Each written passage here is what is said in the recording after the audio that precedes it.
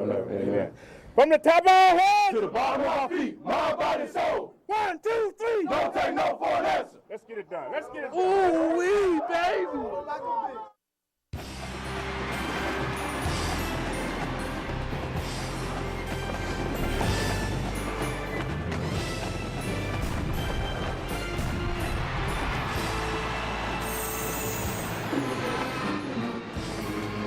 We're at Bragg Memorial Stadium on the campus of Florida A&M in Tallahassee, Florida for this MEAC matchup as the Rattlers of Florida A&M hosts the Bison of Howard University. Hello, everyone. Charlie Neal along with my partner, Jay Walker. Welcome to Thursday Night Primetime College Football. And Jay, when you look at this Florida A&M team, they're trying to do something that they haven't done since 2000, and that is start the season 3-0. And that's remarkable considering the success they've managed to accomplish in spite of themselves. But I really do believe that this season's fast start is a direct carryover from last season when they were arguably the hottest team in all of FCS football. And when you look at this Howard University team, this is a team that's going to try to rebound from that loss to Rutgers a week ago. But one of the bright spots in that loss was the play of wide receiver Willie Carter, who accounted for the Bison's only touchdown. And Willie Carter is the best football player on the Howard University football team. He was last season's MEAC Offensive Rookie of the Year. He played in only 6 games, but accounted for 6 touchdowns. For the Bison to have a chance of scoring points today, they've got to find creative ways to get the ball to Willie Carter. He's the one guy on the team that can really have the athleticism to match these FAMU Rattlers. On the other side, when you talk about Florida A&M, they are loaded both offensively and defensively. And on the offensive side of the ball, quarterback Curtis Pulley, he says it all. Yeah, he's pulling his weight. He's pulling for America to audition every week as he tries to quest for the Peyton Award, given to the most outstanding player on the FCS level. He can beat you with his legs. He averages 115 yards a game rushing. He can beat you with his arm. He was 17 for 21 last week. He's a 72% passer on the season. Curtis Pulley is a complete package, one of the best quarterbacks in all of America. 32nd time that these two teams have met. And Florida A&M's running back Philip Sylvester will see his first action of the season. And can Leroy Van repeat his performance from a week ago? 2 punts. He returned for touchdowns against Winston-Salem. Back with the opening kickoff in a moment.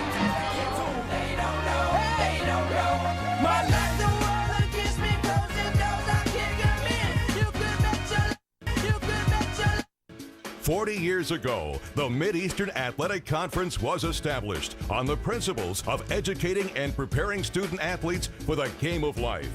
Today, comprised of 12 outstanding institutions, the MEAC continues its tradition of athletic dominance on the playing field and academic success in the classroom. 40 years, 12 institutions, 1 mission. The Mid-Eastern Athletic Conference, celebrating excellence. I'm Dr. Love. Back here at Bragg Memorial Stadium, Jay Walker along with yours truly, Charlie Neal. Let's look at what's on tap for us tonight here from Bragg Memorial Stadium. Return of Philip Sylvester to the lineup for the Rattlers of Florida A&M. FAMU past and present, and Howard University raising the bar. And Howard University is always raising the bar, Charlie. Here's a look at Coach Kerry Bailey in his 3rd season as the Howard University coach. And Jay, how about the game plan for the Bison? I think the first thing you have to do is you got to eliminate the big play. FAMU is a home run hitter. They like to have big plays to beat you. Eliminate that. That could be interception, special teams, big run. Don't let that happen. And revenge factor. Don't forget, last time these two teams faced, Florida A&M beat Howard at Howard 51. At one point, they scored the game was 51-0. It certainly was 51-0. And Joe Taylor was the mastermind of that beating last year up at Howard University. Joe Taylor in his 2nd season in his 3rd game. And I'll tell you, how about their game plan? Pass defense. One thing Howard can do is pass the ball. At Florida State, with Florida A&M, sometimes they do give up big plays on the pass, and they've got to raise their competition level. So often they play down to the level of the competition. They've got to play at a FAMU level week in and week out. We know you're in Tallahassee, and Florida State's right down the road. I said I wasn't going to do that, Charlie. Mendoza kicks off, and his Van fielding it at the 8-yard line. Very dangerous kick returner. There he goes to the outside. He's got to beat the kicker, and he's still on his feet. Across midfield, inside the 40, the 30, the 25, and out of bounds. Just kick it out of bounds, America. Just kick the ball out of bounds, America. Van, the great return. Look at this. Great job. What does he have? Vision. Sets it up to the right. comes back to the left, has a great lane to run through. The punter's not going to catch him. Good team special team. When he gives a little shake there, wiggle, picks up an extra 15 yards just with that wiggle at the end of the run. Leroy Van is the man. He's the real deal. 58 yards on the return. Remember last week, 2 punts he returned against Winston-Salem for touchdowns. One of 95 yards, one of 80 yards. And he has a 58-yard kickoff return to start this game tonight. Great field position for Pulley and the Rattlers. 1st and 10. He wants to go upstairs. And now he decides to take off and run. And he's out of bounds right in front of the FAMU bench. And a late flag comes on as a late hit out of bounds after the 5-yard gain. Yeah, that was one there where you saw Pulley was clearly going down. Cheap shot by the Howard defender. Andre Lowe is our referee.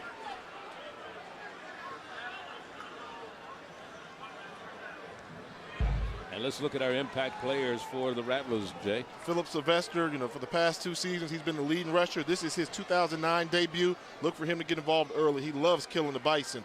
Averages over 100 yards rushing per game. Brian Parker, the linebacker, captain of that defense. He'll be all over the field. And I don't know who that third guy is. That's Leroy Van. You think he'll have an impact in this game at all? Well, he already has. Didn't take him long. Sylvester, the second back in the eye, behind the quarterback. And Philip Sylvester, his first carry of the 2009 season, a couple of yards, and that's all he's going to get.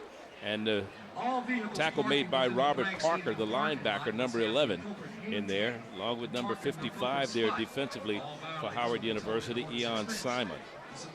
And you look at the lineups at the top of your screen for Florida A&M. It is 2nd down and 8.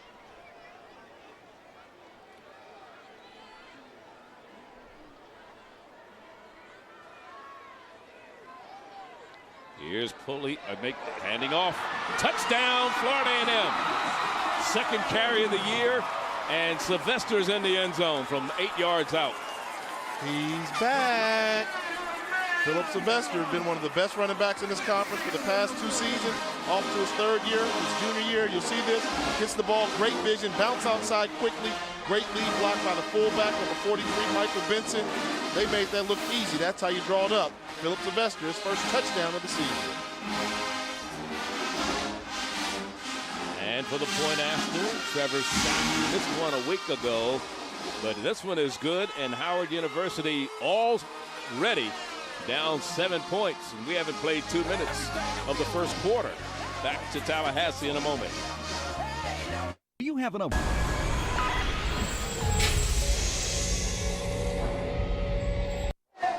Back here at Bragg Memorial Stadium, where Howard University just got shell-shocked by the Florida A&M team on their opening possession. It started with Leroy Van's 58-yard kickoff return, a penalty, and then 2 plays later, they're in the end zone. I just saw the athletic director for Florida A&M, Bill Hayes, legendary coach in the MEAC Conference, and I asked him just quite simply, would you kick off to Leroy Van if you were coaching? His answer was simple.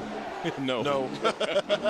We've seen him do it twice. To Carlos Knight, number 29, on the far side. Howard in their visiting white jerseys. On the near side is Andrew Williams to receive this kick by Trevor Scott. It'll come down to Williams right at about the 12-yard line. He fumbles the ball, and it goes out of bounds at about the 19. When it goes bad, it goes bad, huh, Jay? Charlie, sometimes there's a saying, there's a reason why teams are 1-10. And they've got so much to improve upon. They don't do the little things. And one of the simplest things you can do in a football game is field a kickoff and hold on to it and help give your offense decent field position. You can't take advantage of that little thing, and how are you going to do the big things? Bill spotted at the 20. We'll get a first look at Floyd Hagler, senior from Orangeburg Wilkinson High down in Orangeburg, South Carolina. I don't know how far South Carolina State let him get away from there, huh? That doesn't happen too often, No, but it if you doesn't. let one slide through the crack. So it's 1st down and 10 for the Bison of Howard University.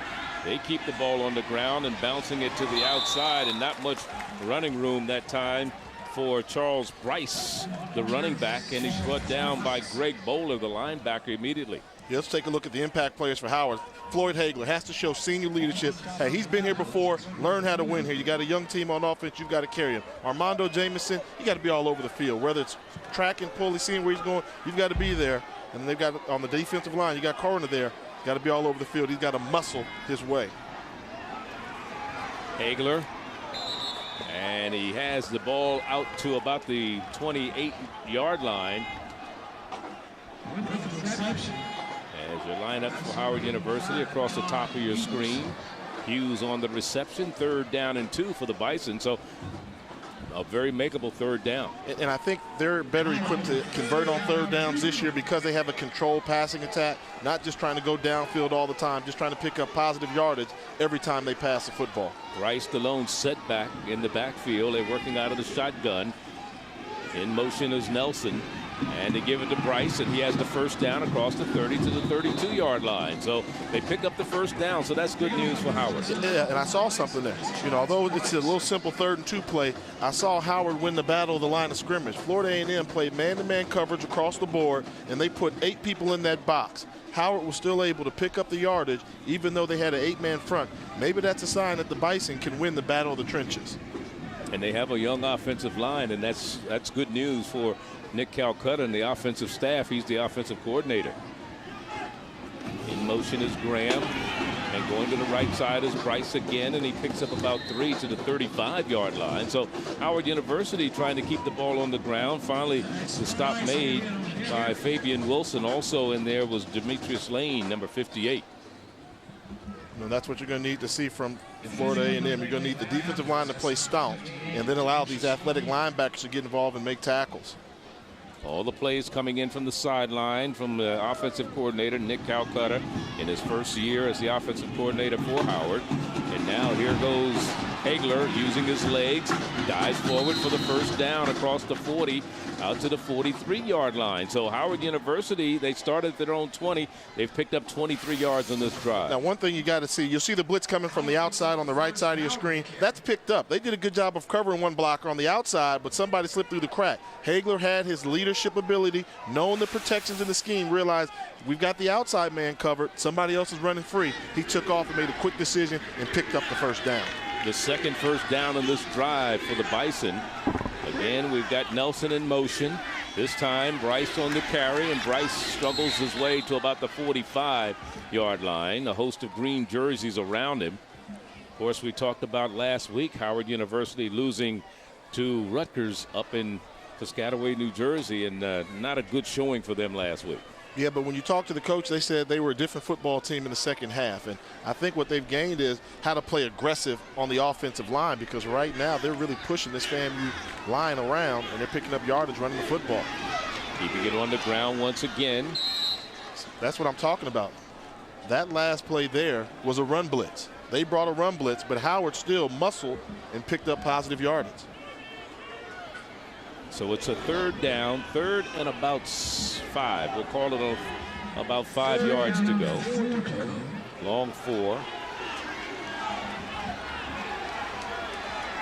Bryce in the backfield along with Todd Hughes. Now going to the air. There's a pass knocked in the air, incomplete. One of the big linemen up front got his hands on it, and it goes incomplete. It might have been number 49 there for Florida A&M, and that's Greg Bowler, the linebacker.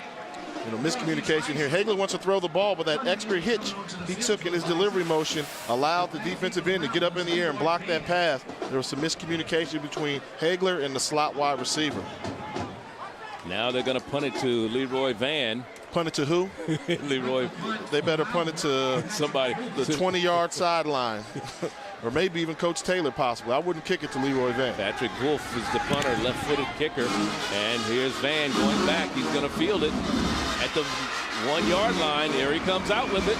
Up the middle of the field, Leroy Van, and he's up to the 25. And there may be a penalty marker down. Well, there'll be a block in the back there. Howard's catching a break. Let's see what the penalty marker is all about. The ball is spotted at the 25. We'll call it a 25-yard return. And they're going to take this one back after a block in the back. And we're going to take a timeout. We're in Tallahassee for this MEAC matchup. Under 10 minutes to go in the first quarter, 7-0 FAMU. 7-0 our score here in the first quarter. And don't forget ESPNU's coverage of college football continues Saturday afternoon. We'll kick it off at noon Eastern. The Louisville Cardinals taking on the Wildcats of Kentucky. Then at 3:30, the Indiana Hoosiers face the Zips of Akron. College football on ESPNU and ESPNU HD on Saturday. Don't forget that Louisville game will be a homecoming for quarterback Dustin Burke, who had a stellar high school career down in Lexington Catholic, and the Indiana Hoosiers unveiled their Wildcat formation last week to the public, and we'll see how they do this week. Yeah, that time of year where you start to figure out if the changes you made during the offseason you can carry them throughout the year. Do you have to go back to what your team knows well? And Indiana's one of the stories everybody's watching in college football. Kerry Bailey on the sideline. His team down 7-0, but they have the Rattlers backed up at their own 4-yard line after that penalty. It'll be 1st down and 10. Here's Pulley going to the air. Throws it down the sideline. It's incomplete over the outstretched hands of Ike West, one of his favorite receivers, who had 6 catches a week ago. And look at the defense of Howard University. It's across the top of your screen. The starters there.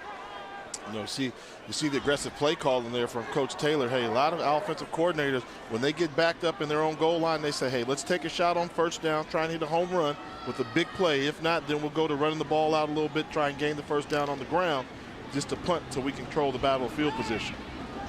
Florida A&M put 12 players on the all-MEAC preseason team, 9 on the first team. 5 of them were on offense, and they have the ball 2nd down and 10. And here again, Pulley on the carry. He keeps the ball himself and gets it out across the 5 to about the 8-yard line, where it'll be 3rd down. And that's the one thing that's kind of tough when you're running the football from that spread formation. Your quarterback is already 5 yards behind the line of scrimmage, and then he's got to run. So Pulley did a good job. It looked like he gained plenty of yardage, but at the end, it nets out to be just a 4-yard run, even though he did 10 yards of running and made the first guy miss. 3rd down and 6 to go. So it's 3rd and 6 now for Florida A&M. Ball on the 8-yard line. Working from the shotgun. Demetric Henry is the back in the backfield with him right now. He'd been banged up early in the year also. Out in the flat, pass is complete and knocked out of bounds, but not before gaining the 1st down, and it's Henry catching the ball coming out of the backfield before Gerald Jackson made the stop defensively, number 5. Howard playing soft coverage on the outside, playing quarter coverage. That means the underneath route is there all day. You see the running back get there out the backfield. Demetric Henry, 5-yard pickup, 1st down, Rattlers. I like the way that sounds, Rattlers. Strike, strike, and strike again. So both backs in the backfield now. Flanking the quarterback, Pulley. Sylvester and Henry. Out a little quick pass out in the flat. It's complete. Not much running room that time for Smith. Adrian Smith on the reception for Florida A&M, number 4. And he stopped, made immediately by Brandon Buford, number 27 for Howard University. And what a big catch that was by Adrian Smith. I mean, he climbed up the ladder and snatched that ball about 10 feet out the air, and that's the advantage when you have wide receivers, and the smallest one is 6 feet 2 inches. They've got these big wide receivers, and they know how to use their size. They play like big wide receivers. 2nd down and 5 after that 5-yard reception from Smith. Play action now. Pulley, a little trouble, got some running room on the far side, follows his blocker perfectly, and is at midfield, just close to midfield before he run out of bounds. Run out at about the 42-yard line, right in front of the Florida A&M bench. I'll tell you, he had all the student body from Howard going one side, and he was all alone the other side. He did. You know, look at the way he set up the big offensive line with the lead block by Anthony Collins. He slowed down so the big fella could get involved into the running game. And a lot of younger quarterbacks, they would have just taken off running. Pulley did a good job of setting up his blocker and picking up the big play. 20 yards on the run. He had 196 yards running in the season opener against Delaware State, and 110 of them came in the first half. And I like to say he's like ZZ Top. He's got legs, and he knows how to use them. This time, Sylvester trying to sweep to the left side, cuts it back inside. Not much there. The Howard University defense stiffened right there, would not let him get through. And on the stop defensively, big number 93, that's Corey Berry over there for Howard University. Berry's another one of those people from Orangeburg, South Carolina, where Howard seems for a number of years they've always had a player from South Carolina on their roster. That was that's because player. of Moses. And James Moses, the associate head coach, and Probably has something to do with those Willie Jeffrey ties down there too when he coached at Howard University. But there's always been somebody from the Low Country on that team. And Moses is from Orangeburg, so why not, right? O.W. O.W. Pulley back to pass. Caught by Henry, but not much running room. Maybe 2 yards on the play to bring up 3rd down, and looks like about 7. Taking the underneath stuff, you got to take what the defense gives you. You know, one of the things I was trying to think about during the week is what can Howard gain really from playing a team like Rutgers? And, you know, once you play a team like Rutgers, who many people think are going to finish in the top 25, and you come on and you're playing like one of your rivals that you know, you shouldn't be intimidated at all. You should say, hey, let's go out there and take it. You know, we played better than you, and you're going to show it.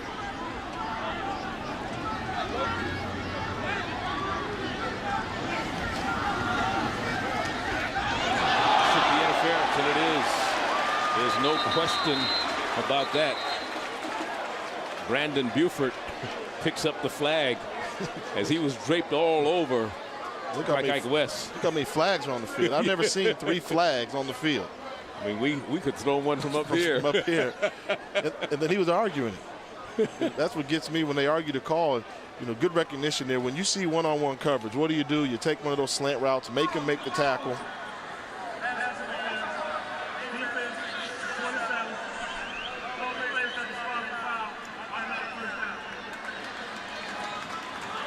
Automatic 1st down, spotted a foul. There's Buford, the man who committed the pass interference penalty. He's a junior out of Cass Tech in Detroit. He had a solo tackle against Rutgers. And Cass Tech. Yeah. Look at this. I mean, this is very aggressive. Howard's playing straight up man coverage across the board, not giving any help. Mano y mano. Fully thrown again. Wide open is Elliott. Better make that tackle. Elliott, he's gone. Touchdown, Florida A&M. Wow. 46 yards on the pass and catch. Something that you got a team with a bunch of athletes. I wouldn't play man coverage. And the weakness against man coverage is crossing routes. You get guys running in space, running across the formation, hit him in stride right away. If he doesn't make that tackle, plays over, and you see Kevin Elliott showing you why he's the premier wide receiver in the MEAC conference. Really asking a lot to put those cornerbacks, backs on an island like that against big, fast wide receivers. 95-yard drive, trying to make it 14-0. The kick is good, and that's what it is. 5:54, the time remaining. We're in the 1st quarter here in Tallahassee. It's been all Rattlers so far. Strike, strike, and strike again.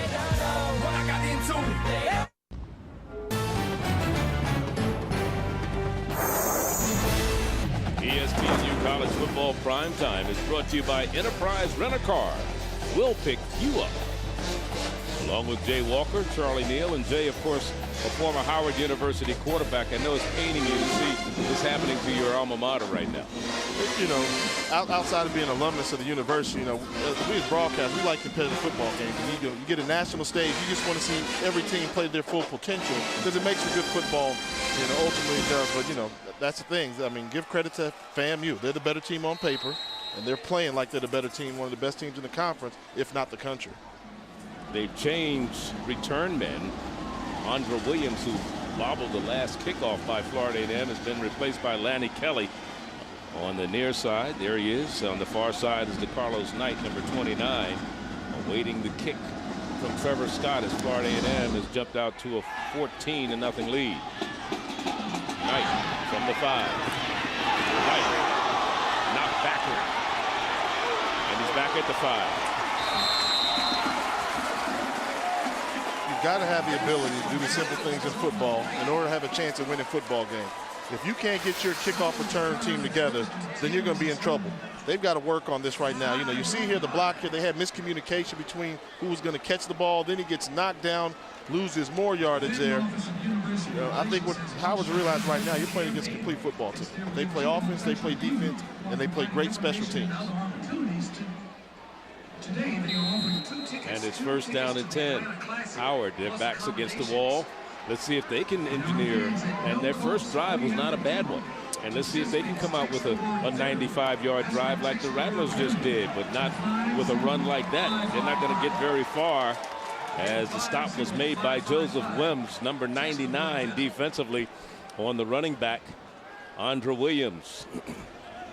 And you're talking about Williams last year. He returned a fumble against Howard University. I believe it was 60-some yards, 65 yards for a touchdown in that win up in Washington, D.C.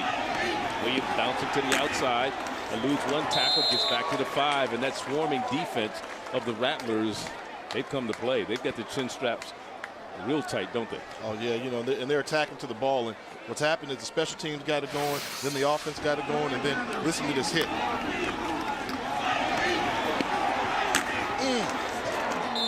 Curtis Holcomb coming up there. When you're going to play cover 2, when you're that cover 2 cornerback, it's your job to keep everything in front of you inside. That's how you do it. It doesn't hurt when you can lower that shoulder a little bit, too. Floyd Hagler with Charles Bryce in the backfield with him, gives off to Bryce. Now Hagler keeps it. He gets a yard, and that's all he is going to get, as Van was there to make the stop defensively. So Leroy Van is doing it both on special teams and on defense, and he's back to return this punt now. Leroy Van had extra motivation because he realized, hey, if I make this tackle, don't get the first down, they've almost got to punt the ball to me. Now You're in a tough predicament if you're Howard, because you don't have the luxury of kicking the ball out of bounds. You've got to kick it to him. And look at this. Everybody in the stadium is standing up on the edge of their seat to watch Leroy Van on a punt return. Preseason #1 All MEAC as a kick returner. And second in the nation in kick returns. From the 40 of Howard. Right up the gut. There he goes to the outside. Touchdown, Florida A&M, 40 yards. He's unbelievable. We're in Tallahassee. Prime time is back in Tallahassee, Florida. Yes, I said that, Deion Sanders. Leroy Van is the new prime time of Tallahassee, Florida. Don't kick him the ball. Just take a safety. Last time I checked, 2 points was less than 6 points. And you know what happens? It's contagious. When you know you've got a return man back there, then everybody wants to block a little bit harder. Often you have guys on special teams that just kind of go through the motions. This special team unit, Florida A&M, they're motivated, they're hungry. Well, Joe Taylor always talks about offense, defense, and special teams. And in the last 2 weeks, 3 punts he's returned for touchdowns, 2 last week. Here's the 40-yarder tonight. You can't give a return guy like Leroy Van 10 yards to get going. You know, a good team is going to angle kick that ball somewhere where your gunners can get there. Nobody got to him within 10 yards. And look at that. You got the armed forces over there, and they're excited. You think he's going to be on SportsCenter again this week? You know, he was the #4 play on SportsCenter last week for those 2 punt returns. Let's go back to last week and revisit what happened last week. He had 2 punt returns against Winston-Salem. That was a 95-yarder. This Leroy #4 top 10 plays of the week is yeah. Hey yo, no, that's how we do it in Tallahassee. No, Miami Rattlers. Hey, that's how we do it in Tallahassee, the Miami kid. Now, you figure if he keeps on running like that, right, he may be able to afford the top rack of those goals. He may be able to, but fantastic football player. You know, we talked about it last week. I mean, great kid to be around, energetic, fun. He just likes to play football. He likes to return kicks, likes to play cornerback and hit people from that slot position. He's just a football player. He's on my all-Sandlot football team. 21-0 our score. We still have 3 minutes and 49 seconds to go in the first quarter, Jay. Tough, and that's what you can't do when you're on the road. You know, one thing you have to do when you're on the road is try and go in there and control tempo and get the game played at your place. They're not doing a good job of it thus far. Williams on the return for Howard University, and he's dropped at the 19-yard line. Let's go to Lowell Galindo in the studio. Lowell. Charlie, thank you at the studio. I'm not kidding around. But the thing is, good thing he's in the studio. He's in the studio. I'm here. That tells you about a tight end. Why would you carry a bat when I'm not there? I can understand if I was there in the building that day, but I got something for you too, Buck. All right, 1st down and 10. Howard University down 3 touchdowns already in the first quarter, and this pass is going to be called incomplete. Incompleted, hit the ground, intending it for Jeff Miller on the far side, and this one a little low. It's early in this game, we know that, but Charlie, you've been around for a while. Have you ever seen a team in recent memory dominate in the MEAC conference, dominate, have as much star power, let's not even say star power, firepower, as this Florida A&M squad of 2009. Offense, defense, and special teams. And this time, again, Bryce on the carry. And look at the green jerseys that are wrapping him up after maybe a 2-yard gain, and that is it. Have you seen one? Do any come to mind? I mean, I know there was a great team at Howard University in 1993. There's been some good teams a couple guys over the years. But, I mean, the most recent probably was South Carolina State.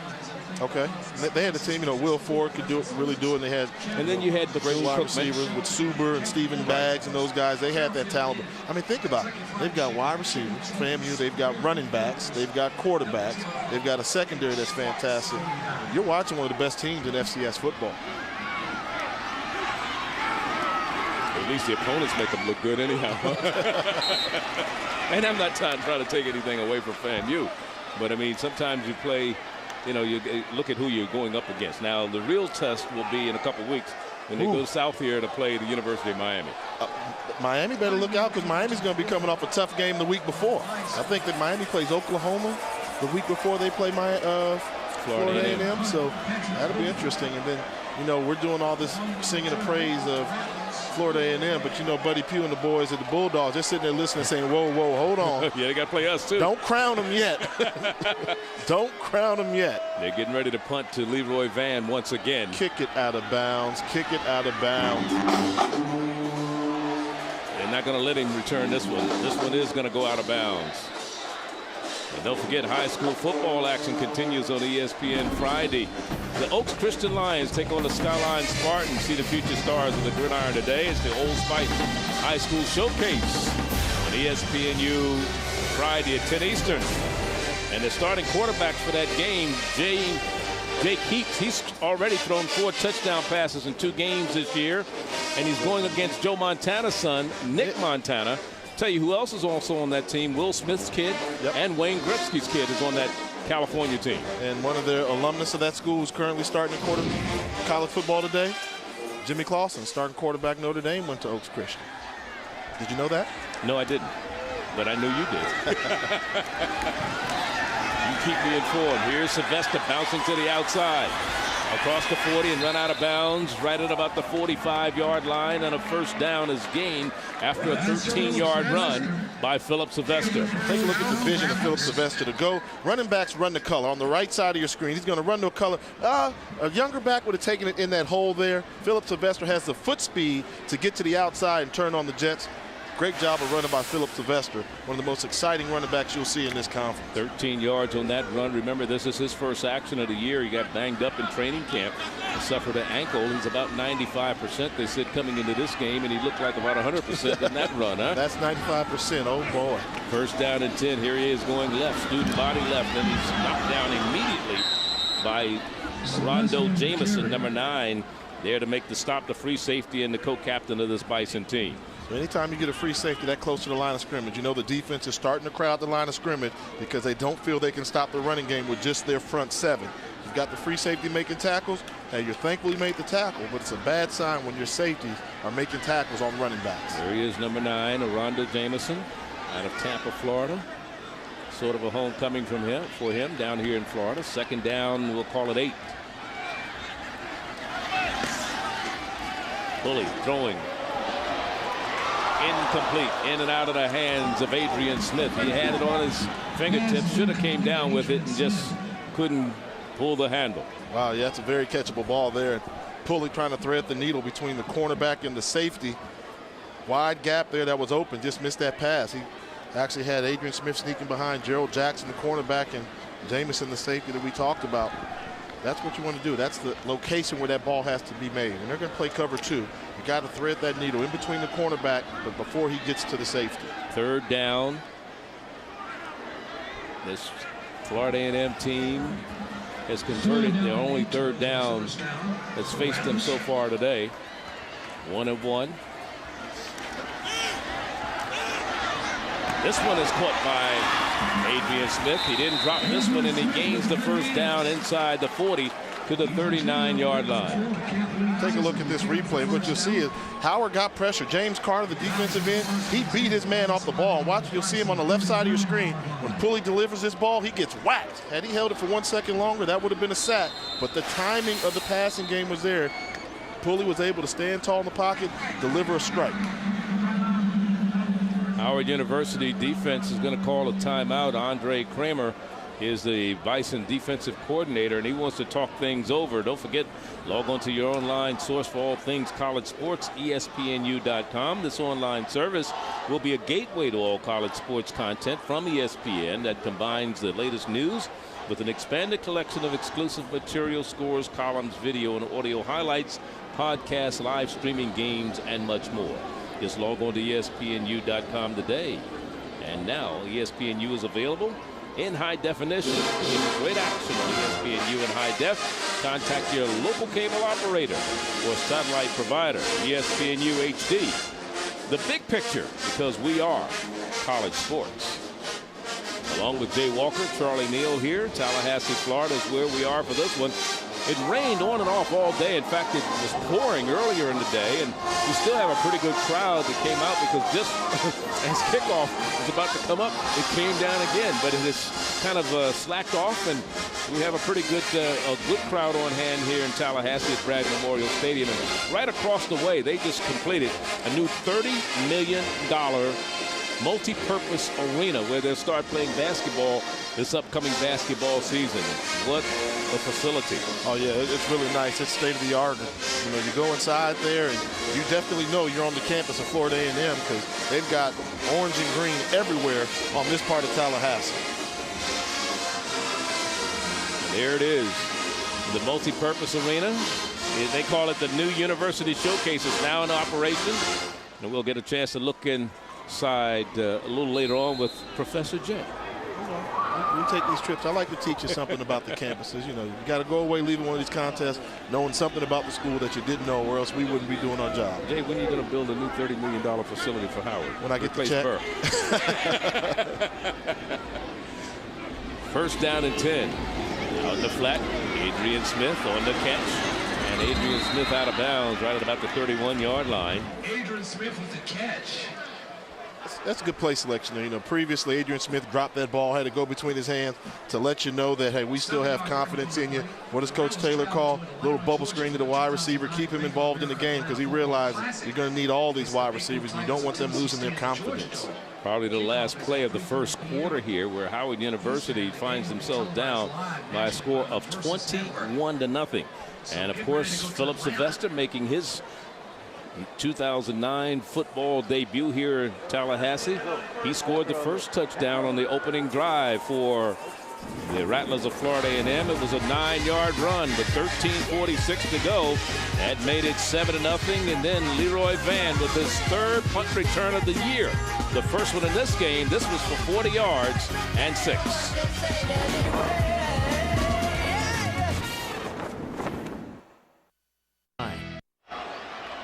As we start the second quarter, 21-0 Florida A&M. Joe Taylor, 28th year as a head coach, 208 wins. Let's look at the top 10s. Florida A&M right behind South Carolina State in the latest Sheridan HBCU poll. Florida A&M second, Grambling third. We'll see them again later on down the year. We'll see Prairie View against Alcorn State. Shaw raising its head. I'll tell you, they're playing very well. They beat Bethune-Cookman earlier in the season. Alabama A&M playing extremely well, and then we'll also see Southern in a pretty good SWAC matchup against Prairie View down in Baton Rouge. So some great games coming up right now. We're looking at a 2nd down and 3 for this Rattlers team. They lead it 21-0. Here's the option, but a flag goes down. You know, against Delaware State, the season opener for Florida A&M, they ran the ball more. Against Winston-Salem last week, they threw the ball more.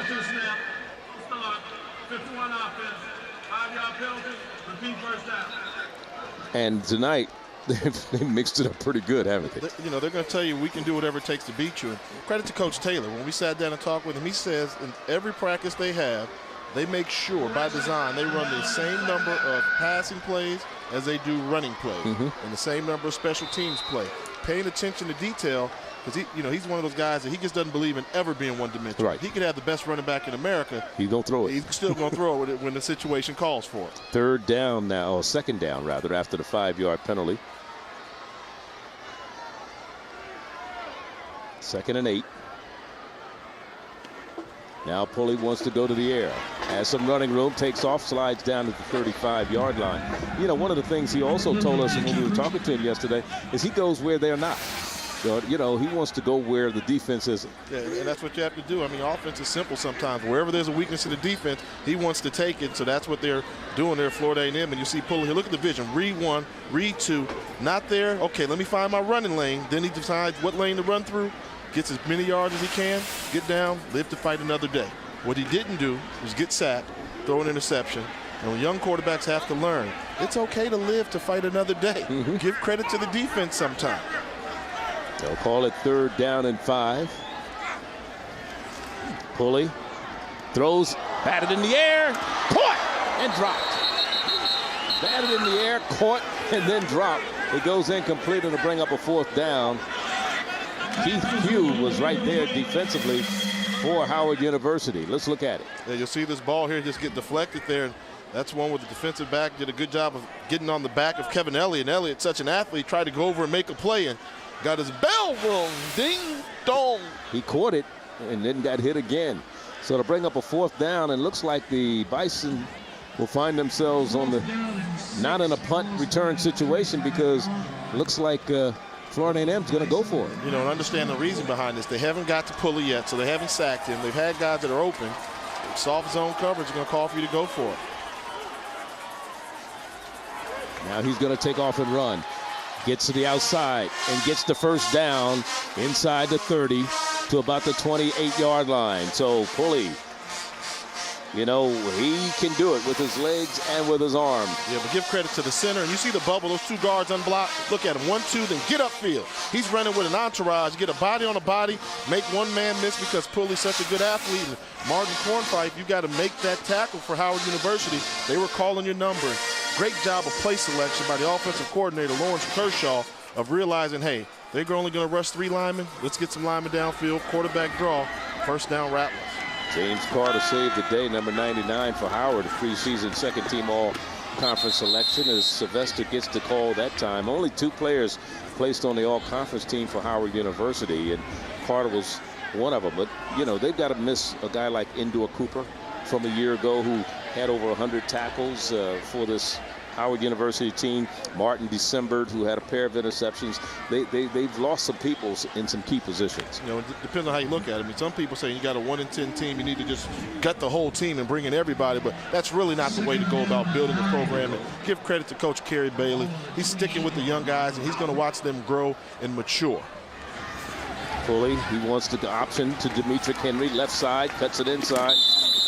Good vision by Henry and a good run, close to another 1st down at the 20-yard line. He'll be about a yard shy, and it'll bring up 3rd down.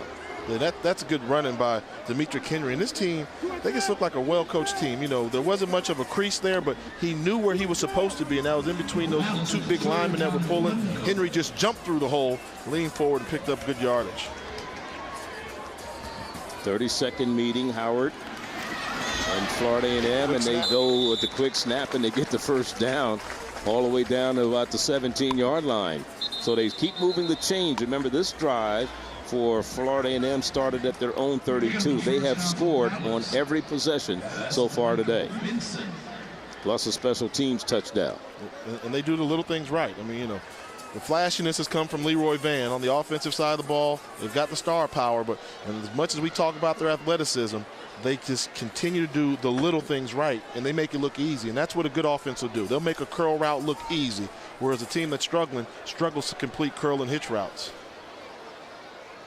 Sylvester the second back in the eye now, has the ball. Goes to the left side and is down to the 10-yard line. Goes Philip Sylvester, finally brought down by Keith Pugh, number 13 defensively. Now, we've seen some running backs, and the MEAC Conference has some running backs. I argue that there are not too many to hit the hole as fast as Philip Sylvester. Takes him 2 steps to get up to full speed. He runs that rock hard and fast. And as a running back, trust me, Your coaches never get mad, and your linemen never get mad when you hit the hole hard and fast.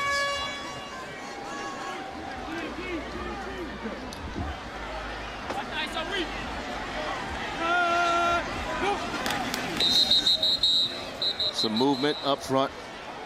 That's a false start. I believe it was Javier Wallace, the right tackle. He was the MEAC Offensive Lineman of the Week against Delaware State in their season opener, graded out to about 97%, but he lost some of his grade on that one. He just went down a little bit now, so we know 100% is out the question for this week now. So now you're just fighting like crazy just to stay at a 90% grade out rate. We'll call it 2nd and 8. Ball back at the 15. Soft zone across on the corners. Outside's open for passes. In the middle. Incomplete.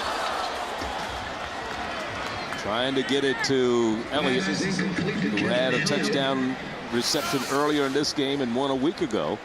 Dropped that one. Yeah, this is one of, strong arm quarterbacks try and take things from defense sometime, and ball was a little bit behind, turned Kevin Elliott around, and Rondo Jameson was there to put a good lick on him, and that's what you got to do. When wide receivers come across that middle, you're supposed to let them know, no, this is my territory. You don't come in my zone. And if they are going to dare you and try you, you got to put a good hit on them so they think about it the next time. We talked about Endor Cooper, who was the leading tackler of the Bison a year ago gone.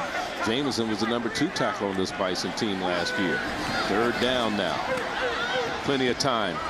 Push off, incomplete, off the hands of Javaris Knight. The flag is down. It probably was offensive pass interference. Wouldn't you think so? Could have been. Yeah, he did that extra little push to get the separation, and all of a sudden you see defensive backs go falling on the ground. Offense might have had something to do with it. It was offensive pass interference against Javaris Knight, the intended receiver. Number 15, now, senior out of Tallahassee. Typically you want to take it to get him out of field goal range. But Florida A&M, that is one chink in their armor, has been field goals. But I don't want to give these guys 2 chances. Now you got a better field to work with. He's got 30 yards rather than 10. More real estate. It's like when you're playing fantasy football. Oh, wow, we'll take the penalty. That means your quarterback can throw for more yards. But that's where you got to scout out Florida A&M. The one thing they've struggled in has been field goals. Their field goal kicker's 0 for 2 on the season. So he hasn't made one yet. In the first game, he came out missing, and he struggled with the field goals yesterday. Let's see what they do on this 3rd down and long. They don't have to get in the end zone for 1st down. That was a bad pass by Pulley. Not a good pass that time by Pulley. One of the poorest plays you'll see him make tonight. Yeah, he got stuck with his pre-snap read. One thing, having a pre-snap read is great, but you have to have the ability to come off it when the defense makes a buzz-type drop after your intended target, where they get taken away from you. He didn't make the adjustment. He stayed locked and loaded on his pre-snap read wide receiver. Now, Scott was hitting 47-yarders in the pregame practice. This will be a 47-yard attempt. He had one blocked against Delaware State. Missed one a week ago against Winston-Salem. Let's see what happens here. This one has the distance, and it is good. 47 yards. And it's going your way. I said he hit 47 in the pregame. That could have been a 50-yarder at the distance. 10:43 to go. First half. All Rattlers. So, Charlie, the Florida guys obviously know how to put up points. Yeah, they're putting up some points against, that's Georgia Tech and Miami, and then, of course, what's happening here. Yeah, and what a great job by Miami, University of Miami. I mean, Georgia Tech embarrassed those guys last season. They came back this year. Looks like a completely different University of Miami team. And Ja'Cory Harris continues to grow before our eyes. He was a winner at Northwestern High School down there in Miami and has brought his winning ways to Coral Gables. And the U, maybe a little premature, but are they back? Everybody was afraid. They said if they can get off to a 2-2 start in their first 4 games, that'd be remarkable. Well, hey, they may try and take it one up better than that.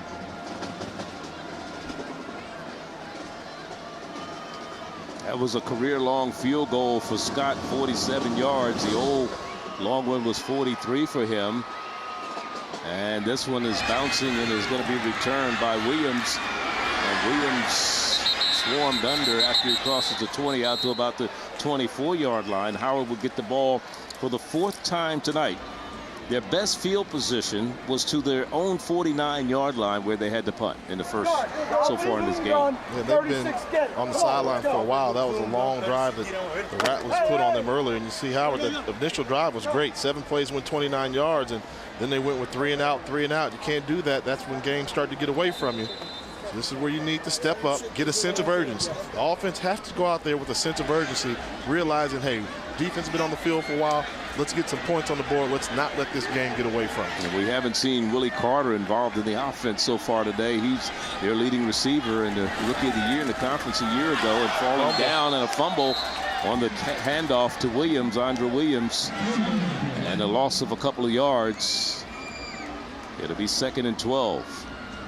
I think one of the things we talked about in the open was finding creative ways to get Willie Carter involved in the offense. Whether it's a wide receiver screen, bubble screen, deep route, you know, if he's your best player, you got to get him involved. And one of the things all coaches will tell you to win, especially in this conference, you can throw it, but you have to be able to run the ball. Here's Hagler back to throw, intercepted. There's a turnover, and Gauls fall incomplete. It was very close to being intercepted that time. Who got their hand on it there? I think it was number 31 there. Yeah, Greg Harvey, the free safety coming. This ball here, he just misses his target. You know, you've got an open wide receiver that's there, and that's Willie Clark. So Willie Carter, they're calling plays to get him involved. But Hagler, you got to hit that pass. They're going with a quick snap this time, Hagler. And now he's going to take off and run. And he is really sandwiched down at the 30-yard line. Not much running room there. Van is there on the stop defensively. He also had some help from his friends. And it'll bring up a 4th down punting situation for the Bison once again. Not enough time used off the clock in that drive. You've got to have the ability to get some time off that clock. Let your defense rest. They use exactly a minute off the clock for 3 plays. You really put your defense at a tremendous disadvantage, and more importantly than that, you put your special teams back on the field against one of the best special teams unit in the country.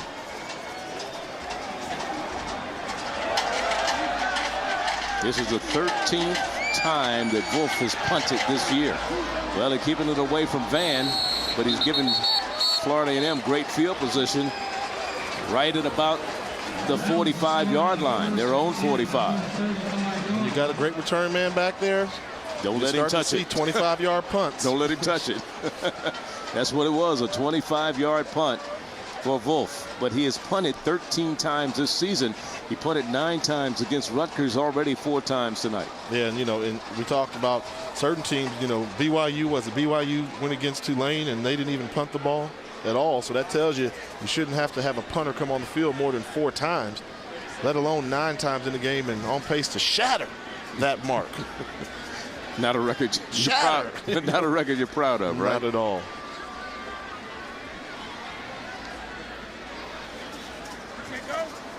So 9:05 is the time remaining here in the first half of play. This Florida A&M team next week will be in Atlanta to take on the Tigers of Tennessee State. As you look at the numbers on Curtis Pulley, 6 of 11, 85 yards and a touchdown pass to Elliott. And then they go down to Miami before taking on the Bulldogs of South Carolina State. They don't play back here at home till October 24th, and that'll be Norfolk State. They'll take them on for homecoming, and the ball is dropped and Pulley falls on it. He wasn't paying attention to the snap from the center because it hit him right in the hands. Looked like it snuck up on him a little bit. Down there, you know, you got a big, tall quarterback. He's 6 feet 4 inches. Center, you got to hit the target there. Nah, you can't blame that one on the center there. Pulley just took his eye off of it. So they lose 4. Back to the 41-yard line. This Howard University team will play in Washington, D.C. across town at Georgetown next Saturday. The Mayor's Cup. And then they play Winston-Salem State at home before traveling on the road to Hampton and Morgan.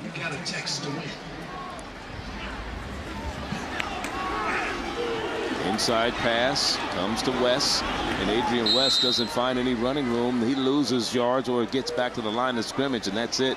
It'll bring up a 3rd and 14. There you go. You got to take it one play at a time if you're Howard University right now. And continue to not give up the big play, keep everything in front of you, allow that offense to hopefully get their act together.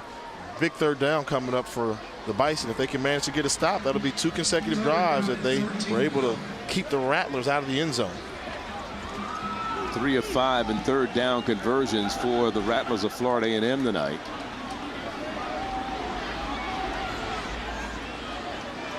Man-to-man coverage. Here comes the rush. Here's a pass outside. Incomplete. Overthrown, intended for Ike West down the far sideline, one of his favorite receivers there. And this is the first time tonight that we've seen the Florida A&M team punt the ball. We didn't even know they had a punter, Brandon Holden. He's a freshman. And this is a kid, of course, Holden is a freshman. And as you say, you never know what a freshman's going to do. And it's nice to keep him off the field. Yeah, and he's responded nicely for them thus far, averaging very respectable 36 yards per punt in his first campaign as a starting punter. He's punted 6 times in 2 games. This will be his 7th punt of the season. And he drops the ball and it gets it blocked. And there Howard picks it up. Taking it back down the field for a touchdown is Casey Council. Touchdown, Howard. Casey Council with the return. Well, he finally showed that he was a freshman after having a decent campaign. Bobbled the punt there. You know, it's a freshman mistake. Ball's there. Just catch that ball and get it off. Bobbles it. Tries to kick it. It's blocked. Theodore Graham blocked it, number 21. Council picks it up. And now Howard has something to rejoice about. You know, and this is something they can build momentum off of. Think about it. They stopped Florida A&M twice. You know, well, once they gave them a field goal, then they came out and had a stop. Then they blocked that punt. So maybe the defense is starting to jumpstart the special teams, and maybe the special teams get the offense going. 30 yards on the return of the block punt by Council. Now for the point after by Viberg is good. And now it's 24-7.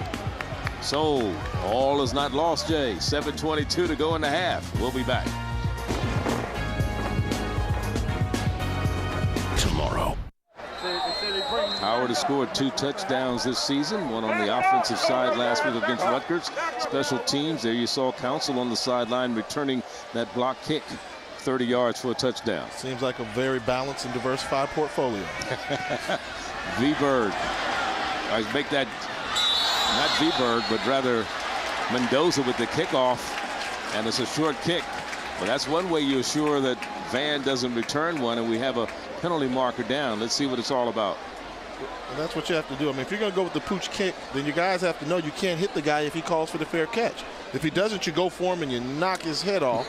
But when he goes for the fair catch, hey, ease off. He can't advance the ball. No flag. So they wave the flag off at ESPNU's coverage of college football. Continues Saturday afternoon. The Cardinals of Louisville take on the Wildcats of Kentucky. And it'll be followed at 3:30 Eastern. The Akron Zips, in their new home, will host the Hoosiers of Indiana. College football on ESPNU and ESPNU HD coming your way on Saturday. Now, Charlie, you better than anybody else knows that it's Louisville, not Louisville. Louisville. All right. The Cardinals. Their own 45-yard line. Here's Sylvester on the carry. So for the second straight possession, Florida A&M starts at their own 45. But watch how many times Philip Sylvester changes gears and directions on this play here. As he's going, this play is designed to go to the left. Look, cut in there, another cut, one more cut here when the blow's coming. You know, exciting run, 6-yard run, but look at all the different angles and shifts and moves that he put on. Preseason second-team all-conference selection and rookie of the year in the MEAC in 2007 was Philip Sylvester. And he has the ball going to the right side this time, turns the corner and cuts it back in. Is very close to the first down marker at the 45 of Howard. Didn't it appear that Howard had that play sniffed out? Yeah. But he got another gear as he turned the corner. He's got another gear, and at the end of that gear, he's got that extra lean that I'm always talking about. Great running backs have to have the ability to lean forward. Even when you fall down, you just pick up 2 yards. And it's 3rd and inches now for Florida A&M. Full house backfield, straight ahead. Mikel Benson, the fullback, gets plenty, about 6 yards down to the 40. And he doesn't carry the ball that much, Jay. He normally is a good pass receiver, but now we see him carrying the ball. This is funny. Watch Benson get this ball. He's going to think about bouncing this. He looks, he said, hey, I'm going to bounce outside. Oh, no, I better not. I can't outrun anybody. Patrick Jean-Marie was the man who made the stop defensively. He thought he saw daylight. He was going to bounce it at 260 pounds. First down and 10, though, is gained.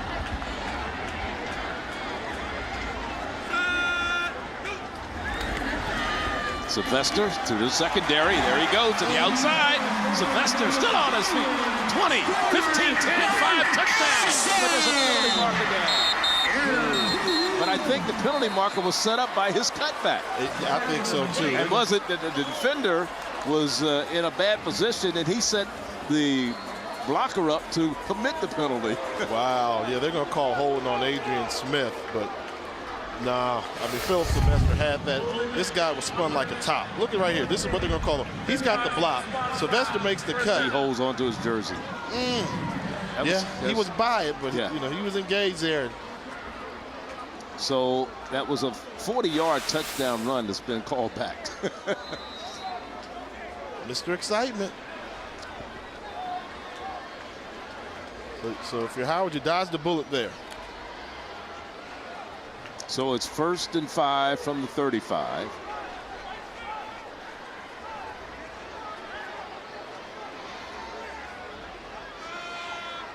Henry's in the backfield this time. Pulley wants to go to the air.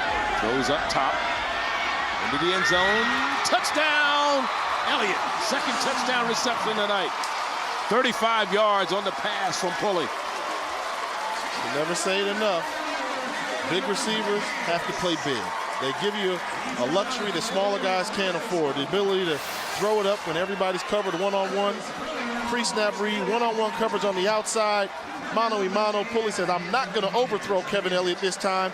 Elliott goes up, catches the ball at his highest point, just jumps over the defensive back, Gerald Jackson. So the only time that Florida A&M had to punt tonight resulted in disaster and 7 points for Howard. When they put it in the end zone, don't worry about it, right? Lesson learned from Florida A&M, don't punt. Point after is good. 30-7 our score here with 5:01 to go in the first half of play. 35-yard touchdown pass.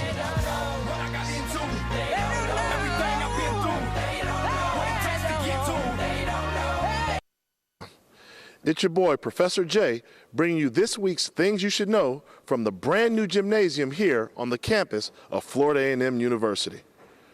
The Florida A&M Lady Rattlers have won 8 consecutive MEAC championships. During that span, they've been ranked as high as number 22 in the nation.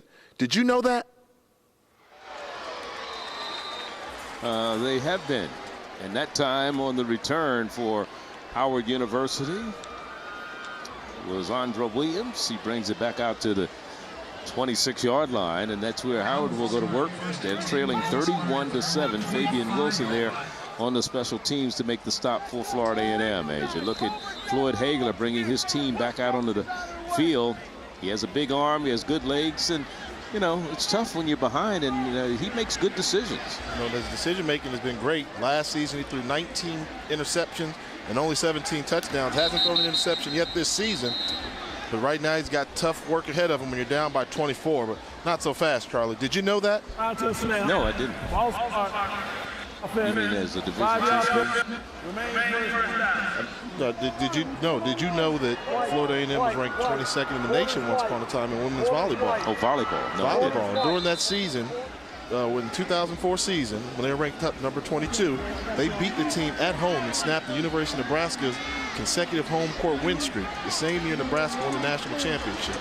Oh, that's great. Flag down again, and it's caught. Here's Carter. They finally got a pass to him tonight. We were talking about how quiet he has been. A couple of penalty flags are down. Let's see if it's offsides against Florida A&M. Flags on both sides of the line of scrimmage. Head linesman and the line judge, and it's against Florida A&M rather. Andre Lowe, our referee. Offside. Defense. That penalty decline. Results of the play in the first half.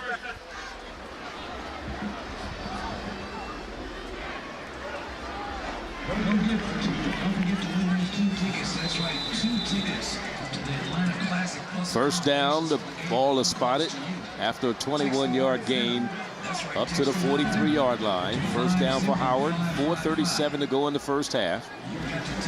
This time, Hagler keeps the ball and gains a couple to the 45. 91, Marquise Ramos there to stop him for Florida A&M. That's what you need to do if you're Howard University. Get a little offensive rhythm going. You know, sense of urgency before you go into the half. Pick up a couple first downs, and they got Willie Carter involved, and you can just tell by that one little simple catch how he made the defender miss why he's a special talent. Rutgers had issues with Willie Carter, and make Florida A&M have issues with Willie Carter too. And there's another pass into the. There he is. A little quick slant, and Willie Carter on the reception. Here's a young man that played only 6 games last year before he broke his ankle, and still was named Rookie of the Year in the Mid-Eastern Athletic Conference because he wound up with 44 catches, 477 yards, and 6 touchdowns. Well, the coaches that make those selections for the team, they know talent, and Willie Carter is a special talent. From Denmark, South Carolina, went to Olar High there. First down and 10, Howard. Now Hagler keeps the ball and down to the 40-yard line. Taking some punishment there, keeping the ball, isn't he? And it's reasons like that why I'm not a big fan of the spread offense, because you do require your quarterback to run. And every now and then when you're going to run the football, you got middle linebackers that are going to be waiting for you. And as a quarterback, I really didn't like getting hit too often, Charlie. We know. Yeah, you in a pro side type offense, so you didn't have to worry about it too much. It could run, but didn't want to run. Yeah, you had a famous run against North Carolina A&T. We'll always remember that one in that homecoming down in Greensboro. That was an overtime to win the game for the Bisons.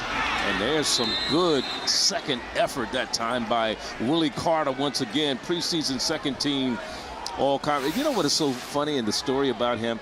You know, he didn't come here or hadn't played any wide receiver till he came to Howard University. In high school, he was a quarterback and a defensive back. And he looked up on the board, and there was his name under wide receiver. He says, what am I doing? You know? Son, you've been moved. He has been moved. 28th in receptions in the nation coming into this game. And the FCS, 2 minutes and 30 seconds left in the half. The pitch to the right side. And nothing doing that time for Bryce. Trying to turn the corner. Hit immediately by Brian Parker, number 57. Yeah, but take a look at the cornerbacks playing this outside contain. You know, this is what you do. You're going to see them. They're going to try and run this ball. Look at the force, the outside force. You think you're going somewhere, penetration on the outside, nowhere to go but to force the running back to cut the ball back into a headache. That's how you play team defense. If you've got outside force, once you recognize it's a run, hurry up and get to the line of scrimmage, make the running back cut back inside. Howard's going for it on 4th down, under 2 minutes to go before half. Hagler wants to throw it. Now he's going to run. Gets to the first down marker. Great second effort by the quarterback. Floyd Hagler out of Orangeburg, South Carolina. Let's go to Lowell Galindo in the studio. Lowell with an update. Yeah, this is what's coming up at the half. I mean, I think everyone wants to see Charles and Jade go head-to-head, so they will do that with College Pick'em. May get a little nasty. Also have the highlights of a nasty first half for Georgia Tech, and we'll give you the latest on USC freshman Matt Barkley. All right, we were looking forward to that. I understand Charles went out and bought a bat. Well, yeah, he can buy what he wants to, but, you know, scoreboard, as I like to say. Oh, let's look at it. 47-47. It's tied? Yeah, we tied this week, but I'm still up by 1. Let me ask you this question, Charlie. Okay. You go to a heavyweight fight, you're the champion. If it's a draw, do you keep your title? No. Yes, you do. They don't give it to No, I'm still the champ, I'm just messing with you because I got to stay with my namesake, Charles. Okay. Flag is down. False start on Howard University with 1:23 to go. And a second down and 10 facing the Bison. They still have time. They're within striking range, but the penalty moves them 5 yards further back, and the ball will be spotted at the 39-yard line. I like that little boxing analogy. Good fight coming up this weekend. Floyd Mayweather taking on Juan Marquez. And you know, if you're going to beat the champ, you got to beat him.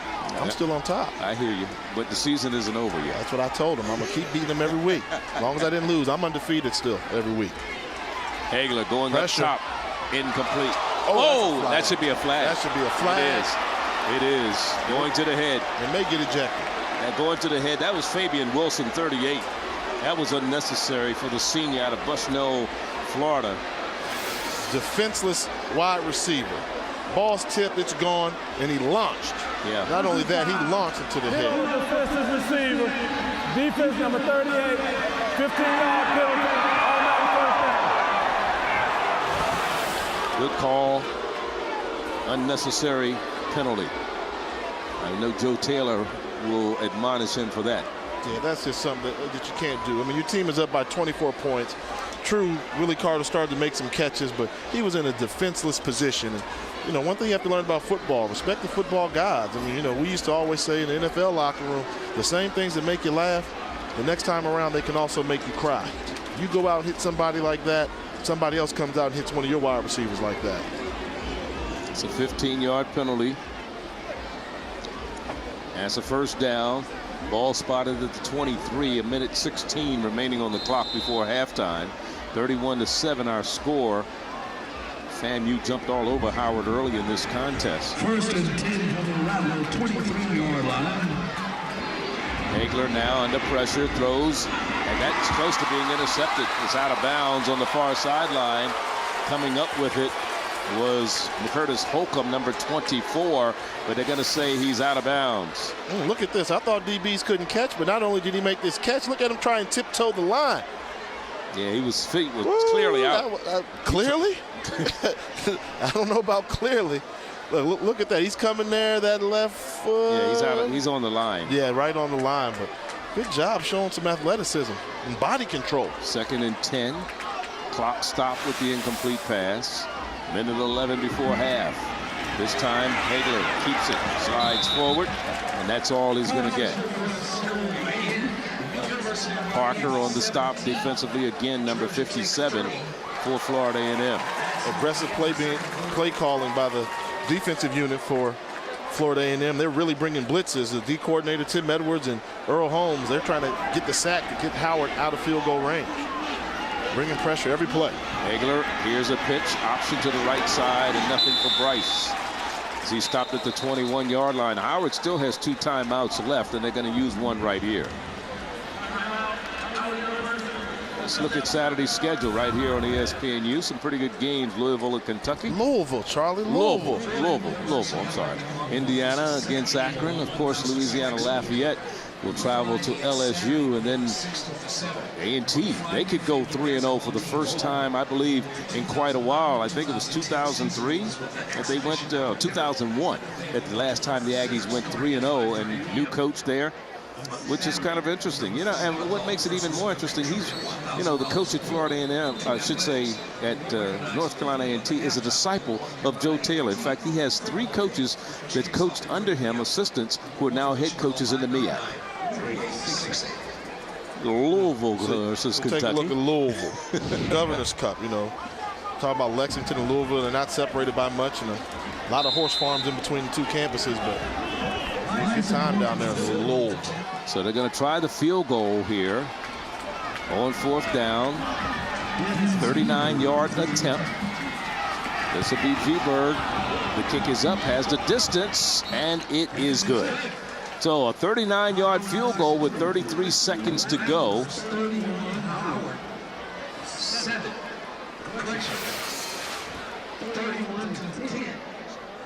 And Kerry Bailey has to feel pretty good about that. 3rd-year coach, product of the University of Tennessee, a Vol, and a 92 graduate there. One of the things we talked about earlier, you know, North Carolina A&T has been definitely the surprise of this early college football season. As we go back to that SBN HBCU poll there, you know, and you'll see it's shaping up. You know, preseason, everybody thought that State and FAMU would be great. You got Grambling and Prairie View. You know, that game that they're going to play will have significant ramifications, but don't sleep on Southern, number 7. They're sitting there waiting in the weeds, and Alabama A&M off to a really good start this year. That's been one of the surprise teams there. They're 2-0, and they're trying to take command of that Eastern Division of the SWAC. The Bulldogs are back. Yeah, we'll go back. You're talking about the Bulldogs and of Alabama A&M, but you're talking about the coaches that's had success under this man who were assistants to him. Donald Hill-Lilly at Morgan State. You've got Donovan Rose, now the head coach at Hampton. And, of course, Alonzo Lee, who's now at That one goes out of bounds, so a penalty marker will go down. Alonzo Lee now at North Carolina A&T, and then Waverly Tiller at Elizabeth City in the CIAA. They all were assistant coaches under Joe Taylor. In fact, Alonzo Lee at North Carolina A&T played for Joe at Western Illinois. Free kick out of bounds. Offense. 5-yard penalty. We'll re-kick. So they're enjoying success as head coaches, 3 of them in the MEAC. So it's interesting when the pupil goes against the boss, the former professor, right? Yeah, it is. And, you know, imitation is the greatest form of flattery. And everybody wants to imitate the recipe that he has. And I mean, look at Coach Taylor's recipe. And he coached at Howard. How did he get away from Howard? Had 1 year at Howard, and it wasn't a good year there. But he managed to get away from Howard after the '83 season. 4 black national titles at Hampton University. #1 in winning percentage among HBCUs. And one of the most impressive things he was able to do in my eyes, take a Division II program like Hampton, get them ready for Division I football when they joined the MEAC. Right away, day one, yeah, they were hitting the ground running and won national titles too. Van from the 28. Van to the outside, but brought down at the 40. Good tackle. Good defense down there by Keith Pugh, number 13. Also there, number 24 for Howard University, Casey Council, making sure he didn't get loose. So, one play probably for the Rattlers of Florida A&M before halftime. Think Pulley's going to try to go into the end zone? Well, I think that, you know, knowing Coach Taylor the way I think I do, probably let Philip Sylvester touch it, see what he can do on one of these runs. You get the ball to Sylvester, he makes one guy miss. That gets the ball downfield just as fast as a pass. It could be a 60-yard run. Not careful, right? He's got them spread out right now. They may be spreading them out in order to run the football. Now Pulley's going to go upstairs. Lets it fly. And this one is caught right at about the 36-yard line. Finally, there was Gerald Jackson defensively for Howard University. And a first down is gained, and they still have time. The clock stops. If they just complete a 25-yard out route. They just completed a big out route. That's a big arm. Can't do that. Clock is moving. Now FAMU doesn't use its timeouts. They have 3 remaining. Pulley standing in there. Caught from behind and struggles forward inside the 30 to about the 34-yard line. And now a timeout is called with 5.2 seconds to go. Look at the numbers on Pulley so far tonight. 9 of 15 in the passing department. 146 yards and 2 touchdown passes to Kevin Elliott. A good day at the office. Not a bad one for Joe Taylor's group. You know, one of the things, if you think about it, how you know if somebody's really got the passing game under control, hasn't come close to throwing an interception. I mean, we haven't seen him throw the ball between 3 people. You know, he tried to take one and stick the ball in there to Elliott, but all strong arm quarterbacks always try and steal seam routes and stick it in there that way. And that's how you know he understands the passing game. And seeing how far he's come in such a short period of time is remarkable and tells me he just has a tremendous football IQ. You saw Joe Taylor standing on the sideline there. You know, you talk about this could be their year. 18 starters back on this team. 24 of them are seniors, a senior-laden team. And what he's most proud of is 32 of them came in the spring, had a grade point average of 3.0 or better. This is a 51-yard field goal attempt. It has the distance. It is good. 51 yards for Holdren. Make that Scott, Trevor Scott, as the clock goes to 0. Boy, we found a kicker. Anything you can do, I can do better. 51-yard field goal to end the half and help put a little bit more spice up in this Rattler Nation crowd.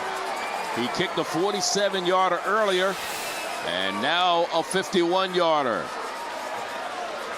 34-10, our score at half. Now let's go to Lowell Galindo and Charles Arbuckle and the Sports Center U.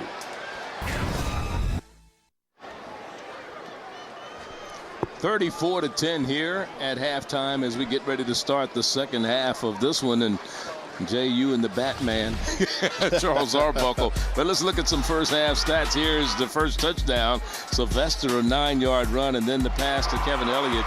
He turned that one into a 46-yard catch and run play. And then here's Van, Leroy Van with the 58-yard punt return. And then the touchdown in the end zone again. Here's Kevin Elliott on the receiving end of this one. And the kicker hits a 51-yard field goal as the clock went out to zeros at the half. Keep in mind that Howard got on the board. Their touchdown was a block punt. That gave them their 7 points. And also, the Bison were fortunate they had a touchdown run by Philip Sylvester called back. But then they scored on the next play. So, you know, sometimes it's your mental ego, Charles. You know, Charles, you got to realize, you know, I got to treat you like I treat Charles Arbuckle in the studio. I got to school you too, huh? That was a 35-yard pass right after that was called back. Here's the kickoff bobbled at the 1-yard line by Andre Williams. Andre Williams up to the 22-yard line. They'll mark it just shy of the 23. And Howard will get the first possession of the second half. That's something, you know, that's the third time he's bobbled one of those kickoffs there. And he has a great ability to run the football, but you have to have the ability to catch it first. Along with Jay Walker, Charlie Neal here. This is a MEAC matchup between the Rattlers of Florida A&M and the Bison of Howard University. We're at Bragg Stadium in Tallahassee, Florida for this one. 34-10 our score as we start the third quarter. Floyd Hagler at quarterback for the Bison, complete to Carter. Carter is sandwiched in between a couple of defensive players. Leroy Van, one of the people there defensively on the play. You know, we talk about wide receivers, and I always like big wide receivers to play big. And Willie Carter, he's one of those guys where he's a lean wide receiver, and he plays lean. You know, he's got these different angles, and he's elusive. You know, you got DBs coming in there with good angles on him. He just slides to the left, slides to the right, and very hard to get a good shot on Willie Carter. Hagler throws. Well, you're talking about being separated from the ball. That was Todd Hodges, number 85, and the man who hit him was Fabian Wilson, number 38. The senior out of Bushnell, Florida. He got a penalty earlier for a high hit. And that's one thing you know about it. If Fabian Wilson does nothing else, he's going to hit you. And that's a good thing to have when you're the strong safety in the box. To be known as a hitter, this one was between the whistles, good legal hit. That's good hard football. That's what I like to see. It's third down now facing Howard. Hagler going to the air once again. And this one is caught. Keir Hall on the stop. And the reception made by Jeff Miller. Number 82, the sophomore out of Pittsburgh, Pennsylvania, young man who transferred from Iona. Watching that right now, you got Hagler, the quarterback, throwing those watch out balls. As soon as he's throwing it, watch out. I mean, Carter was elusive enough to elude the big hit. Then the next pass, somebody got hit. And then on the last pass, Jeff Miller got hit. This time a flag is going down, false start as the handoff goes to Charles Bryce. Prior to the snap, false start, 82 White, 5-yard penalty, remain first down. Bryce had 5 carries in the first half for 16 yards. Hagler, the leading rusher for Howard University, with 29 yards in the first half. Philip Sylvester, the leading rusher in the game, averaging 5.7 yards per carry on 10 attempts on a touchdown.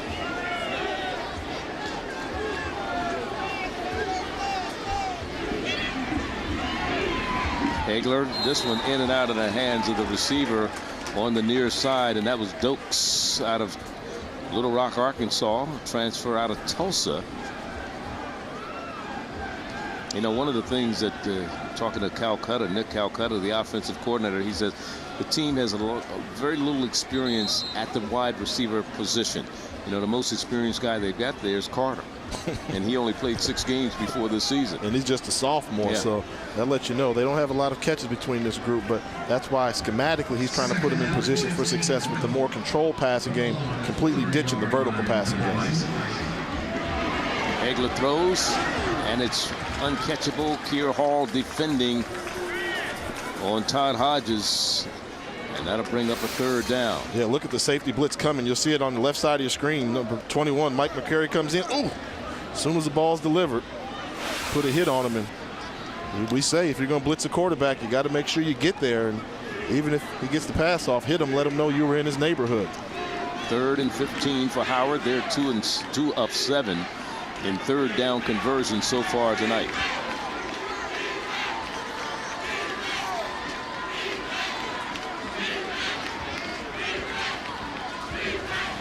Hughes in motion. Going to Hughes down the sideline. He throws it out of bounds behind the intended receiver. And that'll bring on the punting unit. And Howard University will punt it for the 5th time tonight. And the punter is Patrick Wolf, junior, redshirt junior, out of Verzelen, Germany. Germany, huh? I knew Howard was America's black college. Are we the world's? World's college. From their own 30, they'll punt it away. Leroy Van, a very dangerous one. High snap. He bobbles the ball and somehow manages to get it off. Van will call for, make the fair catch, and fumbles the ball. Dumps on it back at the 36. He'd have been better off catching it and running with it, wouldn't he? that's the plan there. From their own 36-yard line. High snap, bobbled by the kicker, gets it off the left-footed one. Van bobbles it. Everybody's coming out nervous in the second half, huh? Second half jitters, but that just tells you how aggressive a job Florida A&M does on their punt return team. You know, had they had any type of block or rush on, they would have got to that punter easily, but because they're in return mode always, and you should be when you got a return man like Leroy Van. Bully being blitzed, and the pass is in the middle and incomplete. Looking for Kevin Elliott. Let's look at the comparison between Sylvester and Pulley in the first half. Sylvester with 57 yards and a touchdown on 10 carries. And look at Pulley, who ran for 36 yards, also 9 of 16 in the passing department, 143 yards and a pair of touchdowns. It's been a pretty effortless night for Pulley, and for Philip Sylvester, averaging 5.5 yards per carry. Business as usual, on his way to another 100-yard rushing performance against Howard. Second down.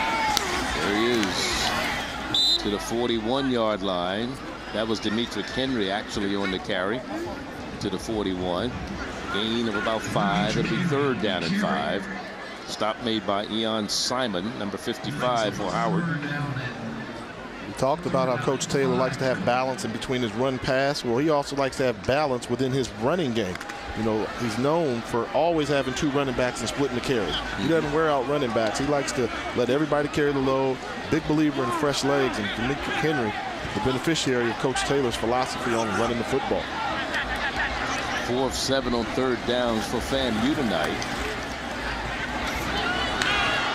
Well, it looked like the receiver short armed that one that time, and that was number 15 there. That was Javaris Knight, senior. And coming up after this punt, got the deep man for Howard University. That's Lanny Kelly, who's deep. Only the 2nd time tonight that Holdren has punted. The first one was blocked, and Howard University converted it to 7 points. Let's see if he can get this one off. Good snap. Blitz. Not a good kick, though. He shanked that one, and it goes out of bounds at about the 41-yard line. So 2 bad attempts for Mr. Holdren tonight, the freshman. Don't forget, coming up, Eddie Goodby will give us a look at Howard University post Skywalker. They're still thriving.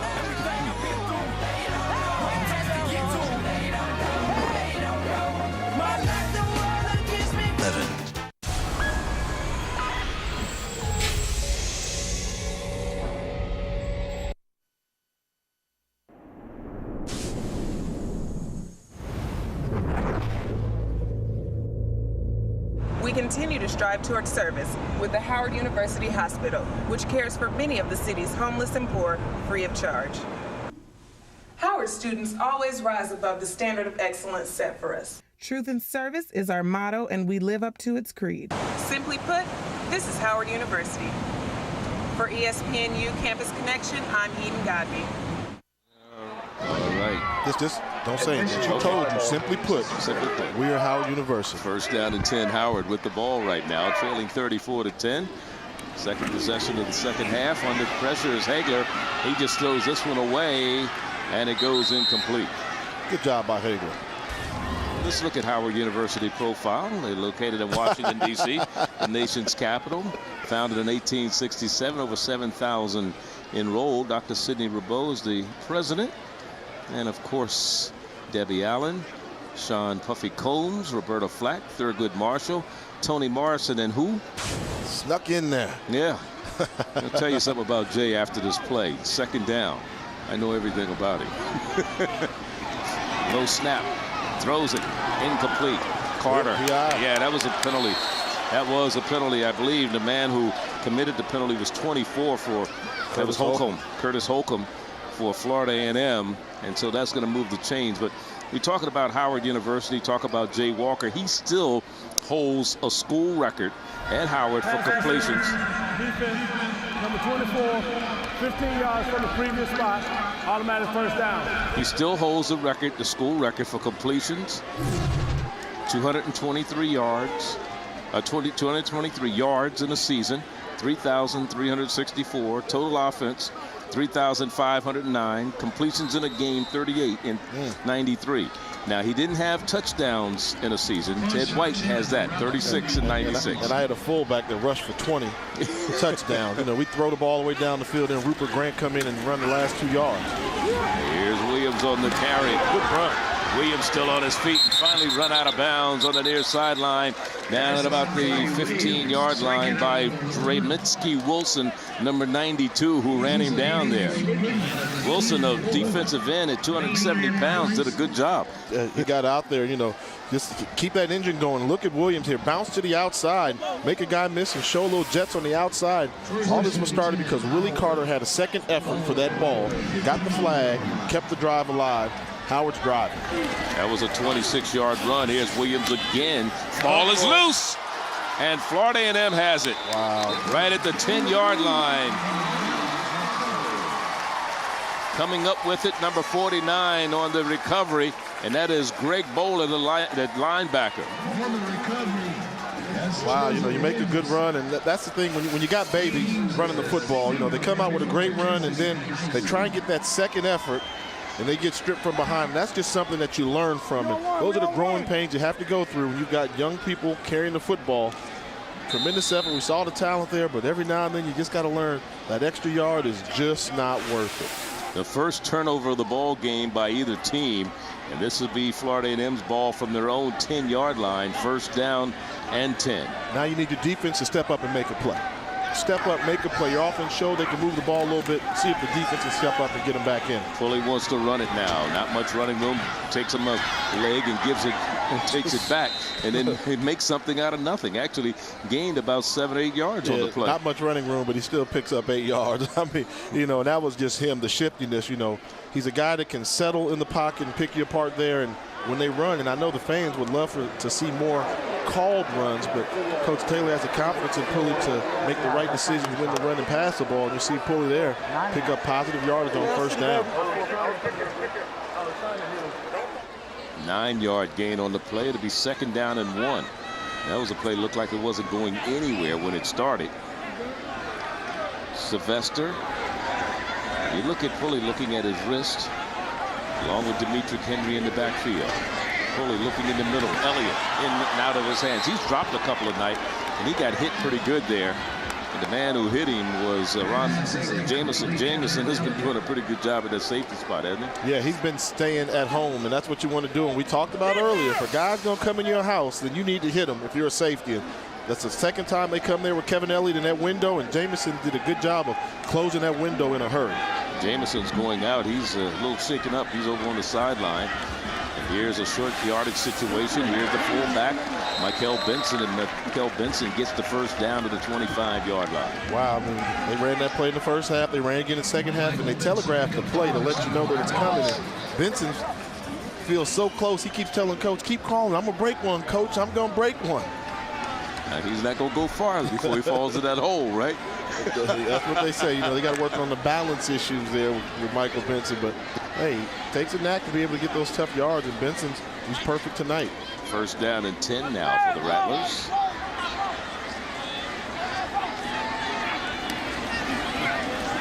Here's a counter play. They put it in the belly of Sylvester, and then they took it back out, and the quarterback decided he was going to keep it. Let's go to the studio, Lowell Galindo, for an update. Lowell. Yeah, Charlie, Miami really pouring it on Georgia Tech at this point. Javaris James with the 3-yard touchdown run, 24-3 Miami. Someone should have shared the words of Jay Walker. You don't win silver, you lose gold. Hey, that's the words to live by. Just like my dad always told me, you never go broke taking a profit. Well, that's true. How can you go broke if you're getting profits all the time? 2nd down and 10 now for Florida A&M. Again, the quarterback decides to keep it, and the ball was on the ground. Looks like temporarily, but they get it back. Look at that. Now this Bison defense starting to get their act together. Yeah, you're looking at Keith Pugh there. He's a very happy young man on the defensive side of the ball for the Bison. You know, one thing, even during the down years of Howard football, you know, defense was always there. You know, always had some guys that would come out and put some wood on you and hit you real hard, knock you around, and they're showing glimpses of getting that swagger back on the defensive side of the ball, playing with some defensive pride. 3rd and 11 for Florida A&M.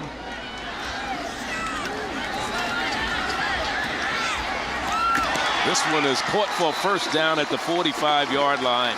Coming up with the catch that time was Ike West. He had a big game last week against Winston-Salem where he caught 6 passes and a touchdown. You know, this is Pulley just saying, hey, I know the weakness is the middle of the field. I'm going to attack the seam. There's nothing you can do about it. That was great defense by Howard, but it was just a greater throw by Curtis Pulley and a tremendous catch by Ike West. Only his 2nd catch of the night. He has 45 yards on 2 receptions. And that was a big one that moved the chains. 1st and 10 at the 46 for Florida A&M. Blitz. Howard. Here's dropped again by Elliott. He's had the dropsies tonight. He's got 2 touchdown catches, and nobody touched him that time. And he still dropped the ball, although Jameson was in the vicinity. Yeah, that's one where he might have said, hey, boy, drop that ball. Boo. Sometimes they say boo when they drop it. Ball thrown slightly behind, but we expect Kevin Elliott to make that catch, and he might have been thinking about the move he was going to put on Jameson before he actually caught the football. Elliott came into tonight's game having caught 6 against Winston-Salem last week and a touchdown, and 3 against Delaware State in the season opener.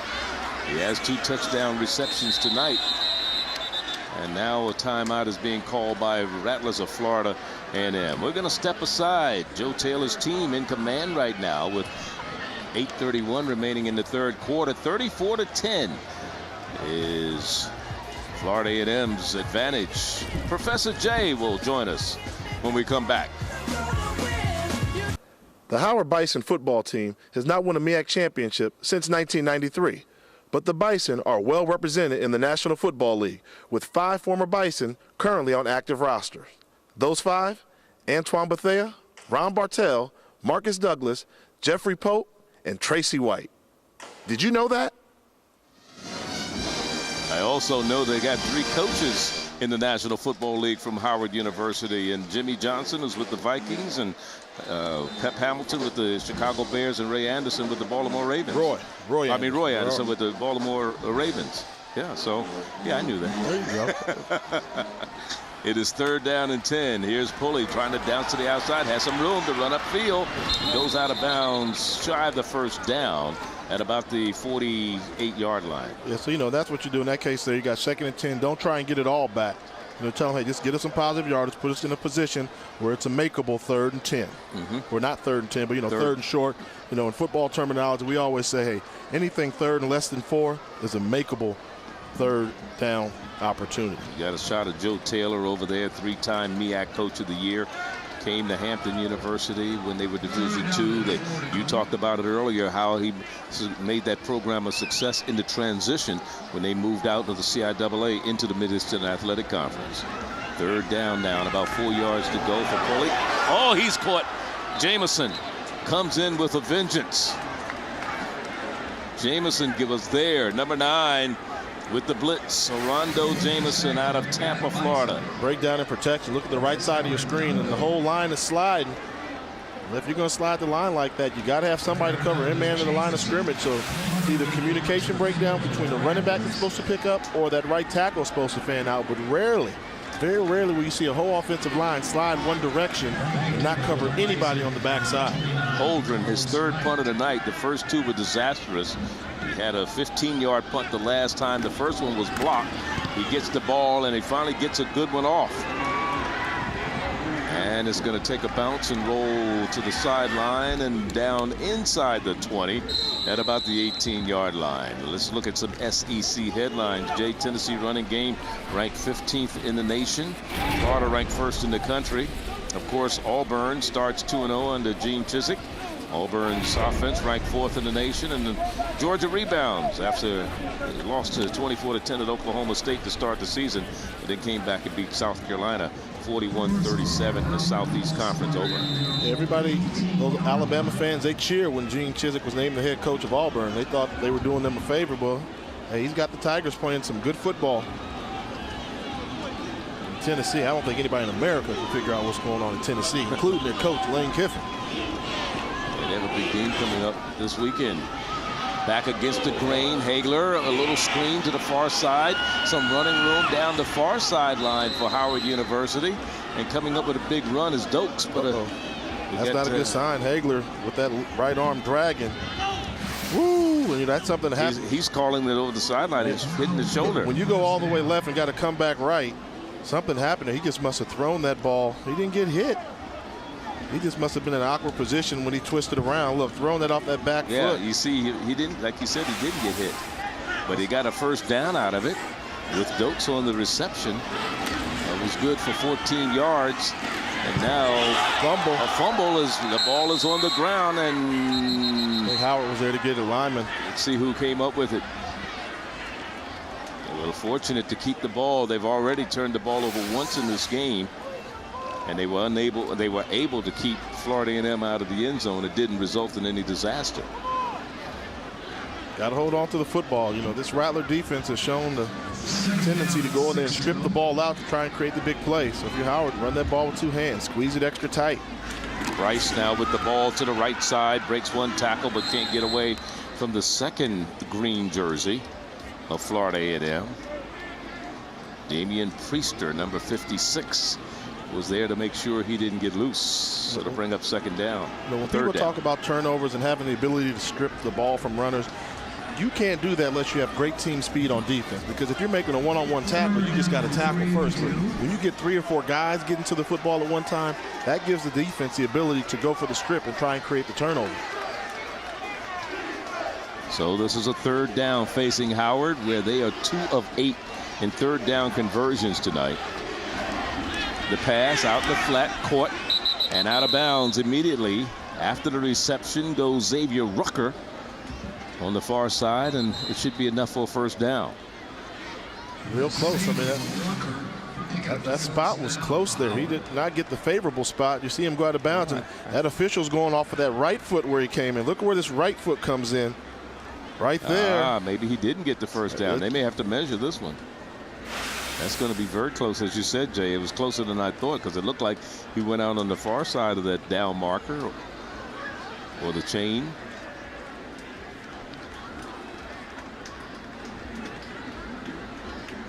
And yes, just by the hair of my chinny chin chin. By half a cleat. You know, you see one thing about Howard. Let's go back to what their coaches said during the week. In the second half of that Rutgers game, we were a much different football team. In the first half, right. So they're hoping now if they can continue that intensity they brought to the Rutgers game in the second half of this, maybe, just maybe, they can play themselves back into this thing, because the defense looked as if they started to figure out the Rattler offense. Here's one of the things that Howard has to be concerned about when you talk about the running back, as the ball is on the ground, and looks like Florida A&M has it this time. They do. 2nd turnover for Howard tonight. But what I was going to say, they haven't had a 100-yard rusher in a game. Howard has not since November of '06, when Brian Jordan ran for 131 yards against Delaware State. So that's something we have to think about. But again, we want to talk about and send our condolences out to the NCAA family regarding Miles Brand, who died Wednesday after a nearly year-long battle with pancreatic cancer. Brand had served as an NCAA president since January 2003 and had led the association through key initiatives, including academic reform, increased emphasis on presidential leadership, and broad discussions on fiscal issues in college athletics. Brand was 67 years of age. He will be missed. Our condolences out. 34-10 our score, 5:40 the time remaining third quarter. When you look at the number of plays run today, Jay, Florida A&M 47 plays, Howard 41. So it was pretty equal in terms of number of plays, but the scoreboard, what a disparity. In the special teams, where they started, average starting field position. Here's a little swing pass to Elliott out in the flat. It goes incomplete on first down and 10. And, of course, the second turnover of the night for Howard University. Yeah, wow, they look rattled. Are the Rattlers rattled? I mean, they haven't had any offensive cohesion. In the second half. In the second half, and at the end of the first half, they slowed down a little bit. And you wonder why Coach Taylor's got that look on his face when his team is up by 24 points, because he sees what we see. The fact that on offense, right now, they are struggling to find that chemistry. When these two teams played a year ago, they hadn't settled on the quarterback that is Florida A&M. The battle and Pulley was still battling for that position, and both of them had a pretty good game. As you know, they won big. Here's a pass, and Elliott holds on this time, and a first down is gained to the 30-yard line. Elliott on the reception.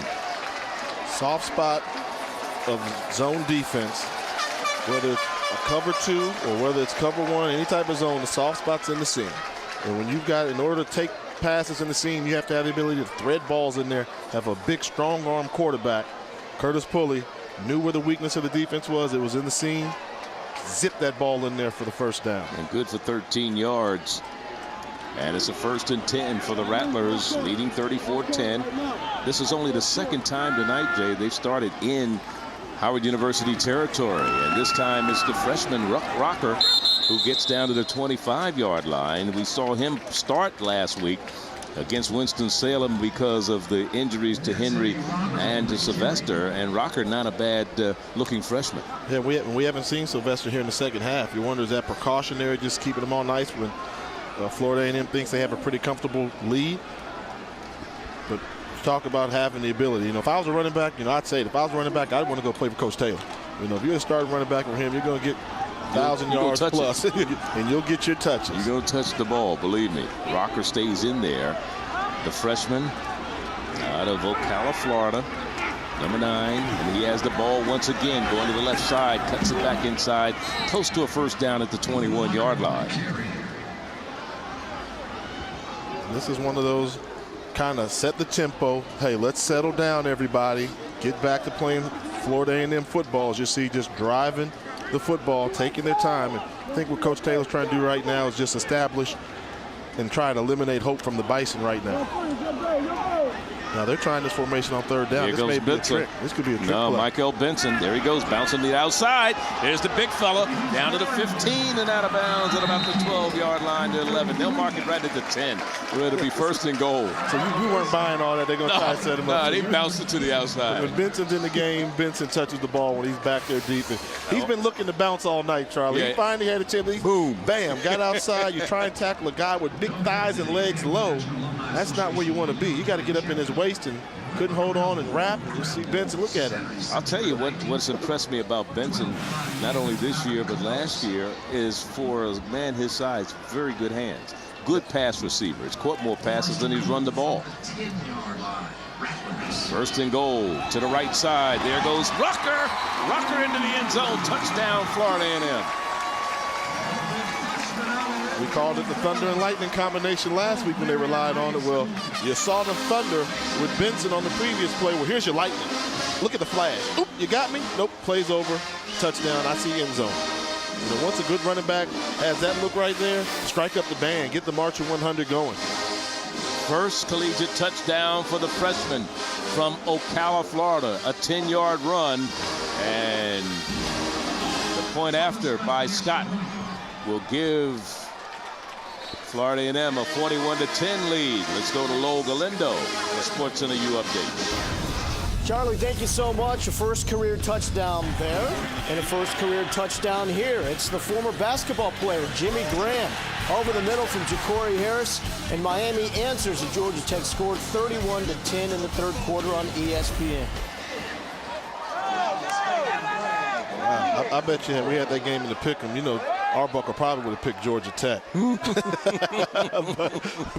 but something about it, you know, you see that the recipe for option teams is you get them down early. And Miami has proven that that's still the case. If you can jump out on a team running a wishbone, flex bone, or any type of triple option, hey, make them throw the ball, then they're a different dynamic team. Yeah.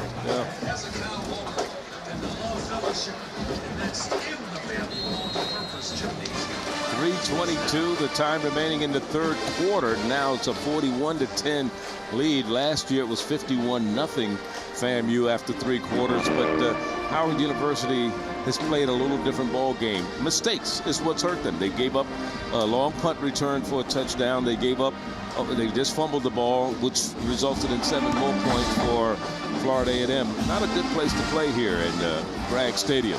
The house that, oh, what a horse collar. They won't call it that, but what a hit. How about the toughest 3 road trips in the MEAC? Number 3, Jay.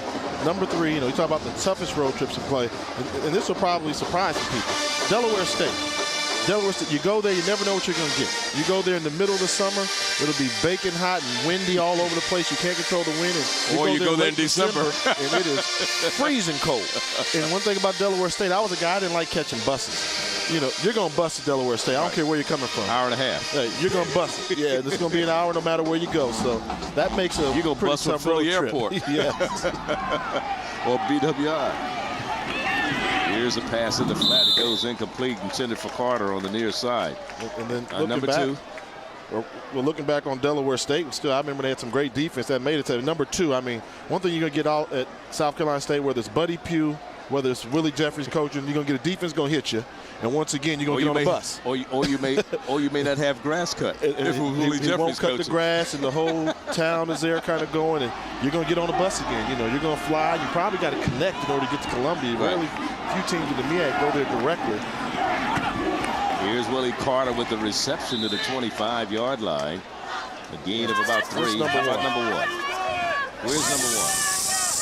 Strike, and strike again. First time I took my trip here, the first thing I had to do was get used to it. I was like, what's this stuff hanging from the tree? I thought this Spanish moss was the snakes. And then the moment you get in Tallahassee. Yeah, you're a California boy, so you didn't know what you were looking at, right? I did not know what I was getting into. It's green and orange here. The legend of Jake Gaither is all over this place. And I got some more things I got to tell you about them after this play. Hagler's pass is incomplete on the far side in front of the FAMU bench. And here's one last one what really makes it tough as a quarterback, right? As a quarterback, what made this a really tough road trip for me is once the band got involved, there was nothing you could do about it. Huh? If they want to drain you out where you can't, and when I was playing, you could play during offense. Right. Man, they would strike up that band, so all week you had to practice hand signals. They threw your rhythm off. They're called the March of 100, but how many are there this year, Charlie? 400. There's 400 of them. 400 I counted 38 tubas. When they strike up the band for crowd noise, there's just absolutely nothing you can do about it. One of the great bands around is Florida A&M Marching 100. High snap, left-footed kicker, gets it off. Van will catch it. He fumbles the ball once again. Now he picks it up. That might be good for him. Look at this. He's got a wall, far side. Kicker's the only one in his way. Here we go. At the 10, 5, touchdown. Florida A&M. 66 yards. 2 last week, 2 tonight. I don't know if he's the greatest I've ever seen, but he's right up there. Fearless. Starts off making a mistake. You never try and field a punt, catching it over your shoulder. It's not baseball. You don't have gloves. But once he makes a mistake, look at him get to that wall. And once he gets right there on the outside, like Primetime used to say, punter, once I got my eyes on you, it's over. Strike it up. He makes it look easy, but he's one of those guys. He made a mistake and made up for it easily, right? He needs to give the whole special teams his meal card. You know, he ain't got no money to feed him like you do in the NFL, but everybody on special teams, just take him out. Here's your meal card, because he had the ability to get a body on a body. Just look at the body. Look at the rub. Just a little push right there. He's got a whole entourage ahead of him. Sets him up, cuts inside. Tremendous job by the Florida A&M special teams unit. Second week in a row. He was number 4 in SportsCenter plays of the day last week. He may go to #1 tonight. Yeah, but you got to give me 3. You got to give me 3 if you're going to move up. You know American society. We still have 17 minutes and 16 seconds of football left. Anything can happen. People get tired. Well, you're supposed to run 2 back a week, so take it up 1. We showed the split screen last time. Let's see if we have the technology to show 3 of them in a row. Last year, he returned 3 punts for touchdowns, 3 kickoffs for touchdowns. So far, in 2 weeks, he has 4 punt returns in back-to-back games for touchdowns. And he's not sneaking up on anybody this year. They know about him. He was preseason All-American. Right. You know this right here, this atmosphere here, this is FAMU football. When they get to playing that song there, and everybody gets to shaking those things and they're partying, They're having fun here at Bragg Stadium, the house that Gaither built. They told me that when I was here. Get out of Bullet Bob Hayes' end zone. Bob Hayes, of course, going into the Hall of Fame, a product of Florida A&M, the only member from FAMU in the NFL Hall of Fame. Went in this summer. Fielded at the 2-yard line. Can it be a repeat performance for Howard University trying to get something going? Good return. Look at the kicker. Yeah, good Did you return. see Trevor Scott? DeCarlos Knight on the return. Don't forget ESPNU's coverage of college football continues Saturday afternoon. They'll kick it off with the Louisville Cardinals taking on the Wildcats of Kentucky. And at 3:30 Eastern, the Indiana Hoosiers take on the Zips of Akron. It's college football on ESPNU and ESPNU HD. On Saturday, for more information, log on to ESPNU.com. So from their own 38-yard line, trailing by a score of 48-10, Howard with the ball. Hagler throws, and it's incomplete. Carter a little bit behind him. Take a look at this right here. This tackle by Trevor Scott. This is how you finish it off. You guys won't tackle him? Well, give him to me then. Boom! Yeah, number 35, mixing it up, getting in the middle of the pile. I like that. Okay, I see you, Trevor. You can play on my squad. That may put you on my all-Sandlot team for that effort there. And second down, 2:03 to go, third quarter.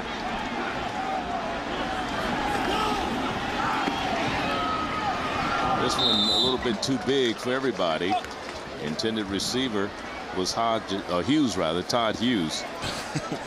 I'm going to tell you what you need to do right now. You're at Howard University. It's 3rd and 10. Now, during that break, this stadium caught on fire. They started playing that FAMU traditional song, and everybody's waiting. If you don't convert, can you imagine how loud this place is going to be when Leroy Van comes on the field for a punt return? You need to get this right now, Bison. You need to get third down. If there was anyone you needed, right? You need this. They have 3 of 10 in third down conversions tonight. Some big pressure as a sack on the quarterback, Floyd Hagler. There is a sack. And now the crowd's excited because there was a sack. Yeah, they were sacked twice by Rutgers last week, and now we got an injury. Somebody's a little slow getting up. And is that Hagler? Yeah, that's Hagler at the bottom of that pile. Look, I mean, they're bringing overload one side, 5-man rush. You got 6 guys blocking. You've got to be able to protect your quarterback.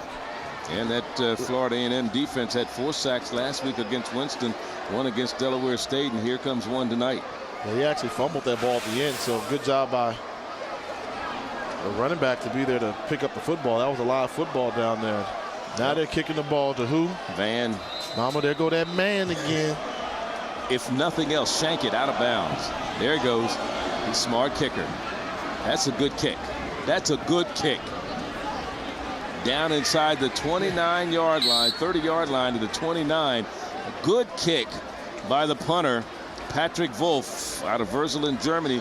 Good for 41 yards, no return. That was the best thing about it. Yeah, well, there was a whistle on the field, so everybody stopped. I don't think anybody thought the play was taking place, and there was some confusion as to what happened. So Florida A&M with the ball at their own 29, leading 48-10. So, Charles, let me ask you this. What'd you think about my road trip list? See, I wasn't just talking trash. No, I've been to all those places, and I kind of agree with you. You want some honorable mention? People won't know this one. No, well. Norfolk State would be honorable mention. They have the largest on-campus facility in the MEAC. Hampton could be. And behold, the green and gold, they've got a fan base. Oh, yes, they do. Returning and trying to reverse the field is Demetric Henry. We're going to see some new running backs in the lineup now for the Rattlers of Florida A&M. We're going to see some new people. Joe Taylor may decide, especially with the fourth quarter coming up, maybe even we'll see Battle come in the lineup a little bit and run the ball. We'll see maybe more of Rocker as a running back. This probably is the last play of the third quarter. We have not seen Sylvester here in the second half. Here's Pulley going to keep it, and he's going to take off around the left side and run out of bounds. Smart move, because there was nobody over there but white jerseys, no blocking up front in front of him. Yeah, that was a sacrifice there. They brought the blitz from the outside, and Pulley knew that, hey, the defense had the right play call for the right occasion, so put the ball in his belly, take it out, don't let him get tackled for a loss. Hey, minimize your losses. Instead of losing 6 yards, they only ended up losing 2 yards.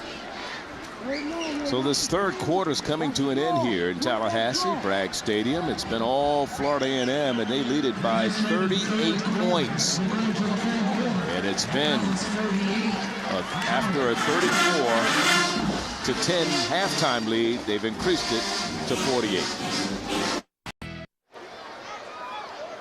As we start the fourth quarter, new quarterback in the lineup for Florida A&M is Eddie Battle, a redshirt junior from Titusville, Florida, Astronaut High, and he was in a battle with Pulley last year at this juncture when these two teams played. Lost his job, and this one goes incomplete, trying to get to Kevin Elliott down the field.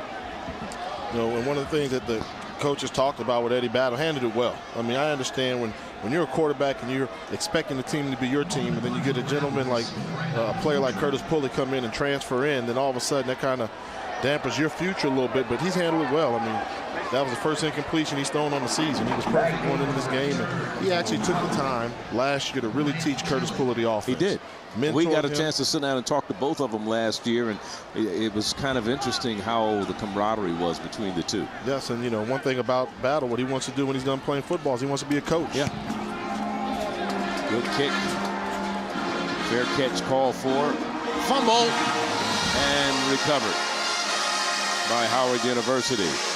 Don't forget, high school football action continues on ESPNU Friday as the Oaks Christian Lions travel up to Washington State to take on the Skyline Spartans. See the future stars of the gridiron today. The Spartans ranked number 9 in high school polls. The Old Spice High School Showcase on ESPNU Friday night at 10 p.m. Eastern. And for more information, log on to ESPNU.com. Along with Jay Walker, Charlie Neal here in Tallahassee. 14:46 the time remaining, and Howard with the ball. 1st and 10 at their own 34-yard line, and a new quarterback in there for Howard University is Jared Dorsey, number 7, running the offense now for Kerry Bailey. He is a redshirt freshman from Ellenwood, Georgia, and 48-10. I guess why get your key people, you know, hurt with 15 minutes of football left. Yeah, every now and then, you know, teams get tired of beating up on each other. And both of these teams came out here and really beat up on each other. The backup quarterbacks are in here. And Jared Dorsey's a guy where they really think he's got this position locked down. He came out and it really impressed everybody. Tried to challenge for the start job a little bit. I was going to say, he gave Hagler a little run for his money at the beginning of the camp, didn't he? But at the end, they went with the senior leadership there.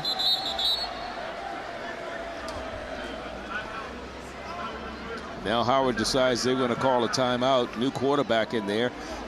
And we also have the center limping a little bit. That is Sean Wolford, number 77. Don't forget to log on to Facebook today. Search ESPNU and become a fan. Post your best tailgating photos and comments. And we may even use them on Inside the Polls, which comes your way Monday at 6 p.m. Eastern on ESPNU HD. And some top FCS performances of the week last week. We got Todrick Penland of McNeese State, 127 yards, 121 yards receiving, 3 touchdowns. Christian Anthony from Grambling, 2 interceptions, led to 2 touchdowns, and he also forced a fumble as the Tigers won. And Tremaine Johnson from Montana, 2 interceptions in the end zone against UC Davis. Hey, I saw Tremaine Johnson. I remember Tremaine Johnson that played for Grambling, and Eddie Robinson, who was one of those wing backs when they ran that wing formation, and boy, could he get it done. In motion is Rucker. And here's the quarterback, Jared Dorsey, taking the ball straight ahead, very close to a first down, about a yard shy, with 14:21 to go. The QB draw, and then one of the things, if you're Jared Dorsey, what you want to do is show your ability. Show your ability, what you can do, and maybe make it tough on the coaches to continue to keep Floyd Hagler as a starting quarterback there. Don't go out there and force things. Run your system there. He's got these fresh legs. Looks like he's very mobile.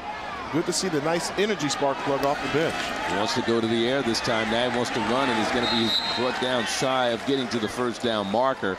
And to bring up a 4th down punting situation for Howard University.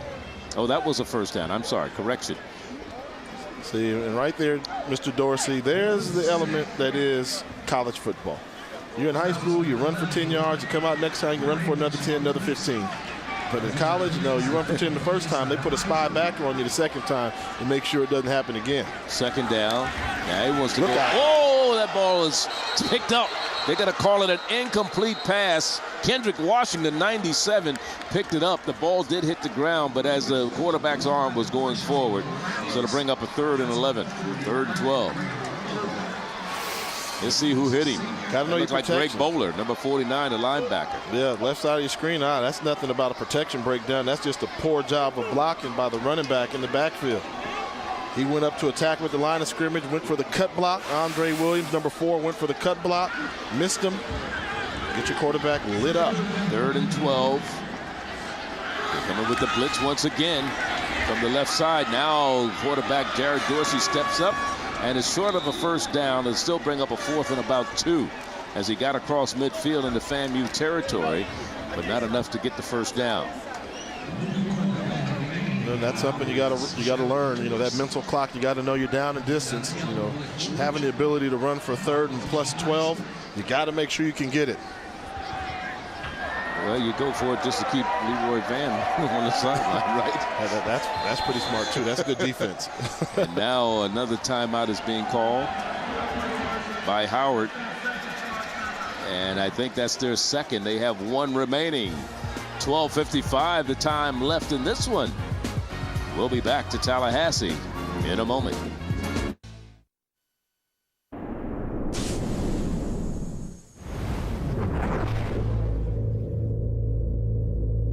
Nobody had world-class speed who could play wide receiver and actually catch the ball and end up scoring more than 70 touchdowns. It was that combination of speed and good hands that earned Bob Hayes a spot in the NFL Hall of Fame. Hayes, Florida A&M, wide receiver, 10 years a Dallas Cowboy, won a pair of gold medals in the 1964 Olympic Games.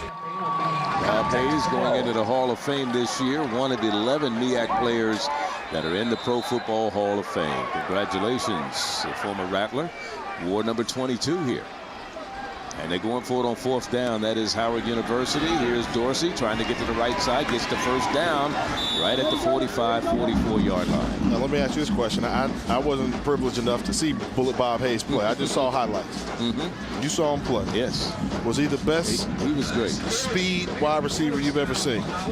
Well, he was a world-class sprinter. I mean, the other world-class sprinter was a young man named Frank Budd, who broke the world record for a 100-yard dash at 9.2. Bob Hayes, Frank Budd, I mean, Frank Budd was ahead of his time. Bob Hayes was, you know, I mean, you're talking about you can't teach speed. Yeah. You know, I mean, I don't care what you do. You can't teach height like in the center, the 7-footer in basketball. So if that's the case, then it just takes speed to be a great one. Then how come there haven't been more track guys able to come out on the football field? Because of transition, some track people don't want to get hit either. Okay, I can tell you that. And I believe that, you know, and you got to be tough, you know, and there's a certain toughness to it. But I'm convinced in today's modern era, that kid from Jamaica, Bolt, he could do it.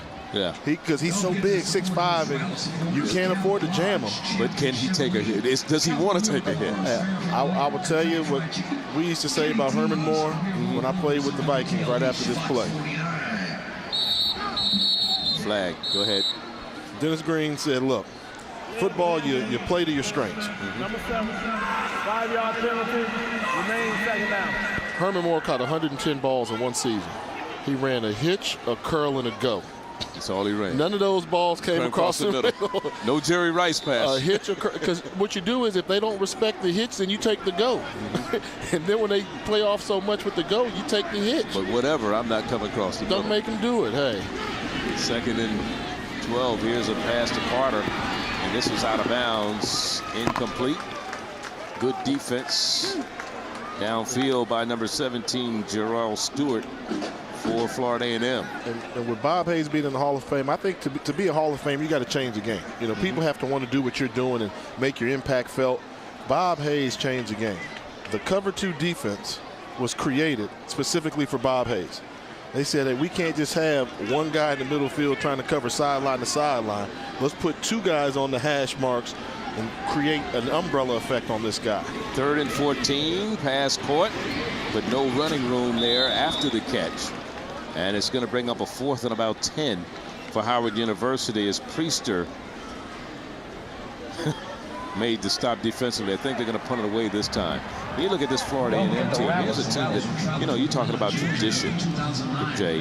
Here's a team that won the first ever 1AA playoffs. That was in 1978. Rudy Hubbard was coaching there. They beat UMass by 7 points in that one. Then Jake Gaither won 203 games in 25 years, never a losing season, 7 national titles. And then before Joe Taylor came in, there was Carter, who was coaching there. There was Billy Joe, and there was Ken Riley, who had played with the Cincinnati Bengals. Here's Van fumbling the ball, picks it up. And they really sandwiched him, made sure he didn't get much going on that time as he brings it back to the 19-yard line. So Van, 2 kickoff or punt returns last week for touchdowns against Winston-Salem, 95 and 80 yards. And he had 2 tonight.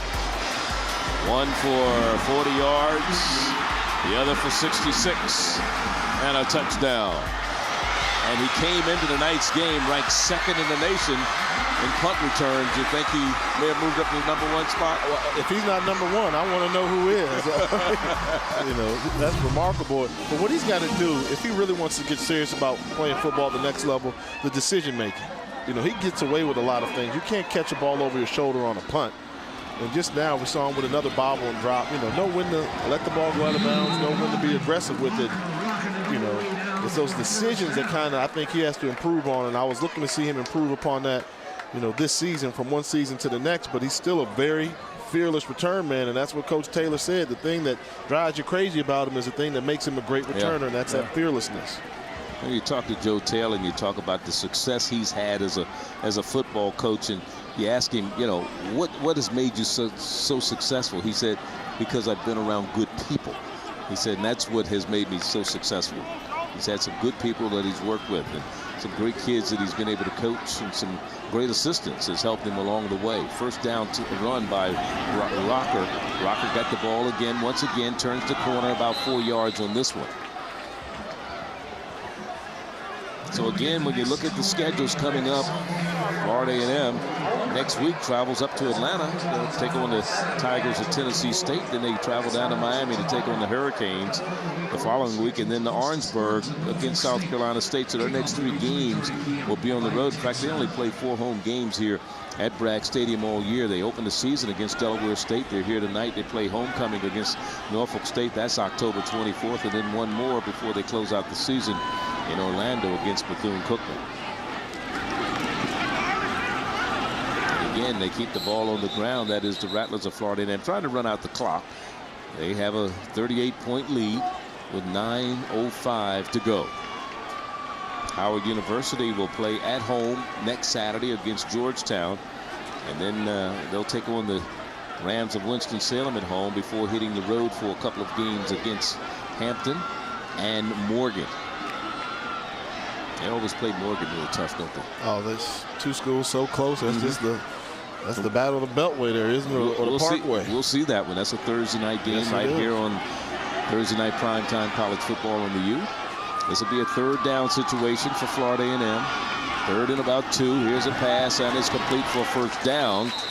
And that's Battle first completion this year. Knight on the reception. Javaris Knight.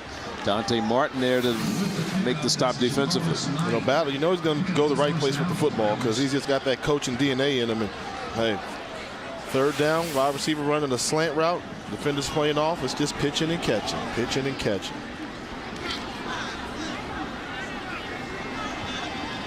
First down and 10.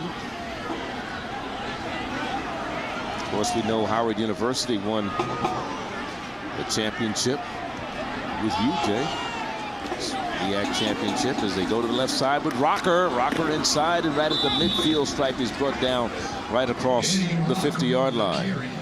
And we go ahead. Well, this is why Florida A&M can be such a difficult offense to defend. I mean, they can get physical and beat you up, and you're in the fourth quarter of a game, and it's been tough, hard hitting, and they stretch you out sideline to sideline. They go east and west very well because they're fast, and they go north and south because that's what football requires you to do. And that just takes its toll on a defense if you're on the field for so long.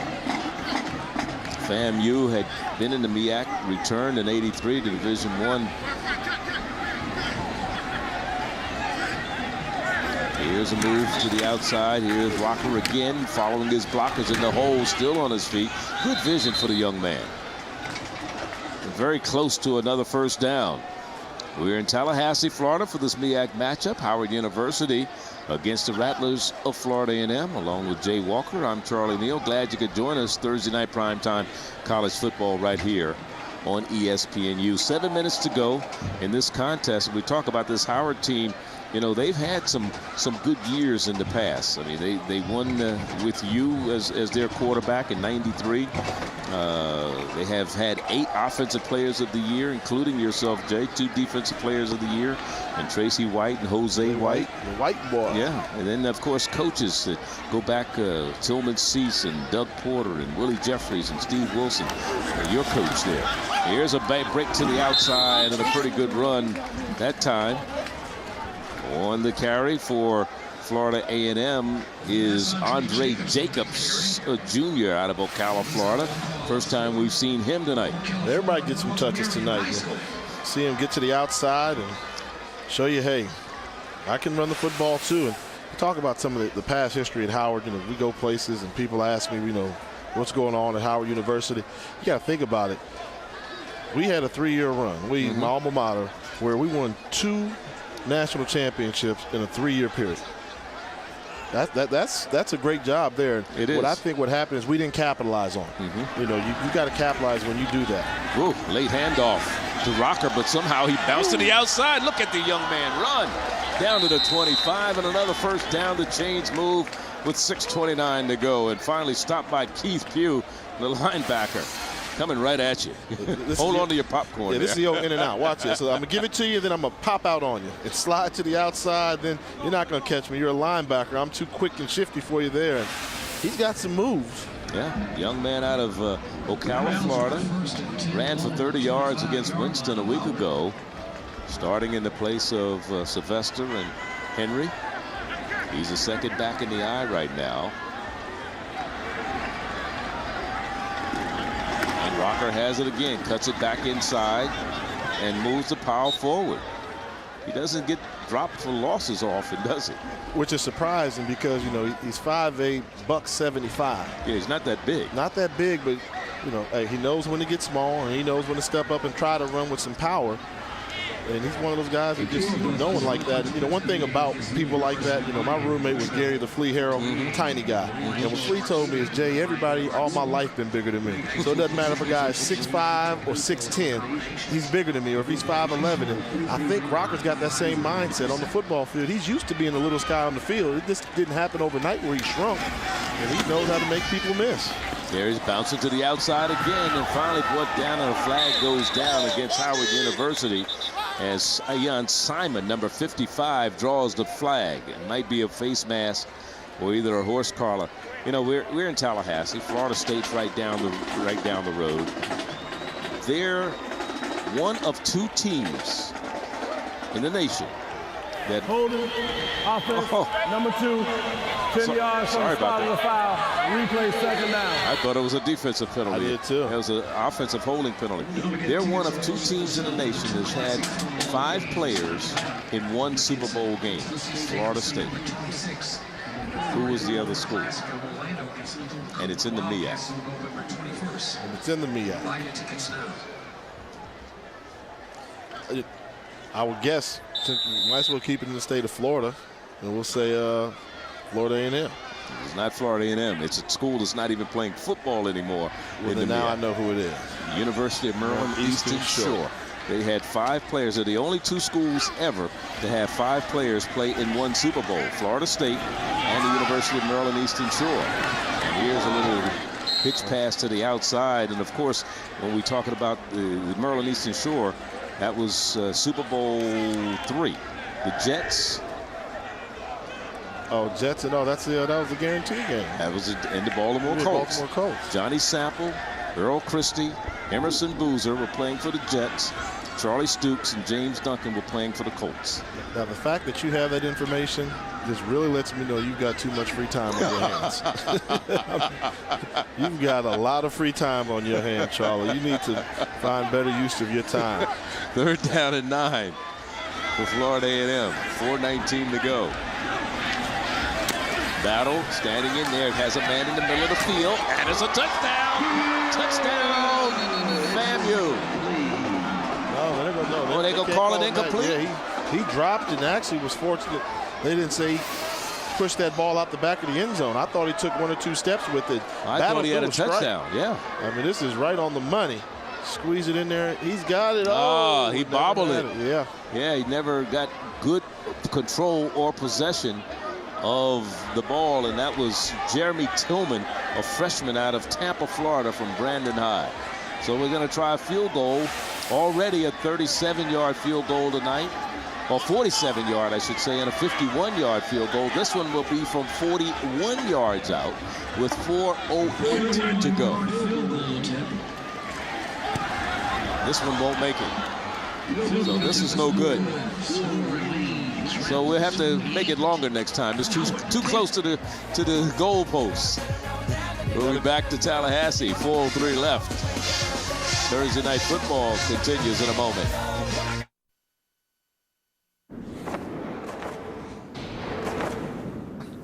Last week, we reported that North Carolina Central will join the MEAC Conference beginning in 2010.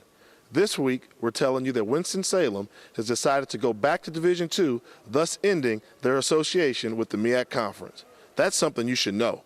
And you should also know that September 17th is a very special day. Happy birthday, Jasmine Walker, my oldest daughter. Daddy loves you, How old is she? 11. Boy, they grow fast, 11. Don't they? Yes, they do. I can't believe she's Daddy 11. loves you. It was like yesterday, right? Man. And I want to add, I hope you enjoy the guinea pig.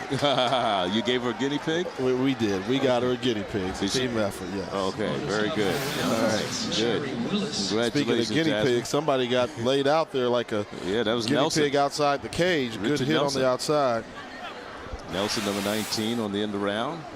Not much running room for him there. 3:35 of the time remaining. The clock ticking down. I'm going to tell you those players from Florida State that played in one Super Bowl. I already gave you the Maryland Eastern Shore. It's only happened twice in the history of the Super Bowl that 5 players from one school. And there's a pretty good run straight ahead up across the 30 to about the 32-yard line.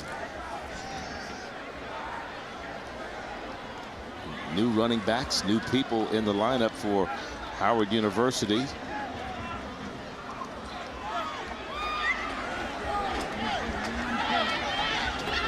Terrence LaFall, a sophomore from Stone Mountain, Georgia, is in the backfield now, behind the quarterback, Dorsey. Dorsey wants to pass, in trouble, being a little shuffle pass. It gets it out, and not much running room there after the completion, but very close to a first down. Very close to the first down. I believe they got it. A good second effort by the number 25, Terrence LaFall. Well, hey, Charlie, I've been waiting to say it all night, and I know the folks in Washington, D.C. do it. We did the Rattler strike again. 1st and 10. Bison. All right, we had to get in there sooner or later. And it's 1st and 10 for the Bison right now with 2:19 to go. In motion is Rucker, Xavier Rucker. And again, the ball going to the left side, not much running room. Let me give you these names real quick. Walter Jones, Peter Wark, Peter Boulware, Baltimore Ravens, Chris Hope, Brian McFadden, Seattle, Pittsburgh, Super Bowl. Oh, wow. That's right, the 2000 Super Bowl 40, 2006. Wow. Those were the 5 players from Florida State who appeared in the Super Bowl. Wow, that was they call that the rainy Super Bowl. You know, it rains more in Pittsburgh than it does in Seattle. Believe it or not, that. Probably rained more in D.C. this year than it has in Seattle. Second down and about 8. Here's Dorsey going to the left side. Has some running room over there. Gets to the first down marker. Leans forward. Did he make it?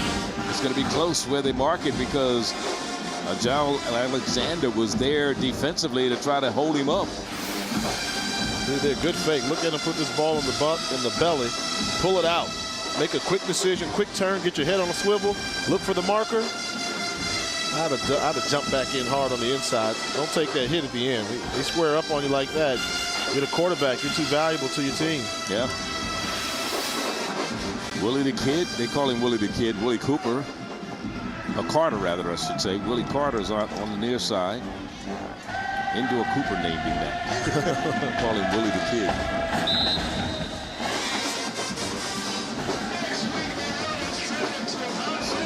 So they move the chain, they get the first down, and under a minute to go. 45 seconds, clock stops as they move the chains.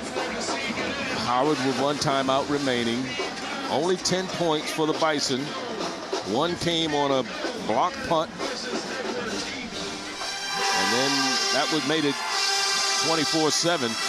Council returned the block by Graham, 30 yards, and then they got a field goal of 39 yards from Viberg. That's all the scoring for Howard tonight, which this could be the last play of the ball game.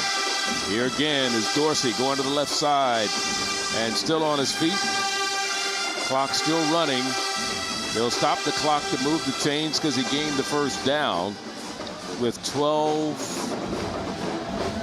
seconds to go. As soon as the chains are set, the clock will start to wind, and they already have winding the clock. They may not get this play off. That's going to be it.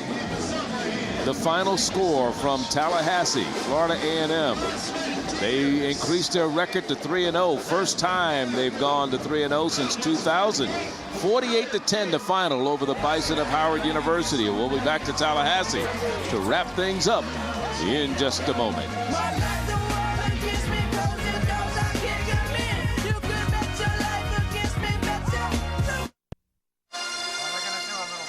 48-10 the final score here from Tallahassee. This MEAC matchup, FAMU over Howard University. And I think what is interesting when you look at a final stat, Jay, 66-63 plays for the two teams, but a big disparity as far as total yards. Yeah, and I think special teams really made a difference in this game right here. But Florida A&M, give them credit. We said they have to raise their level of competition. They raised it tonight. They did not play down to the level of competition that Howard was bringing to the table. 3-0 the Rattlers go to, and for Jay Walker and our entire ESPNU crew, I'm Charlie Neal, inviting you to join us on ESPNU in 2 weeks at 7:30 p.m. Eastern for Southwestern Athletic Conference battle. That's when the Braves of Alcorn State take on the Golden Lions of Arkansas Pine Bluff. Coming up next, SportsCenter U with Lord Galindo. For more information, log on to your home for the finest in college sports, ESPNU.com. The preceding has been an exclusive presentation of ESPN, the worldwide leader in sports. Good night from Tallahassee. Let's go to Lord Galindo.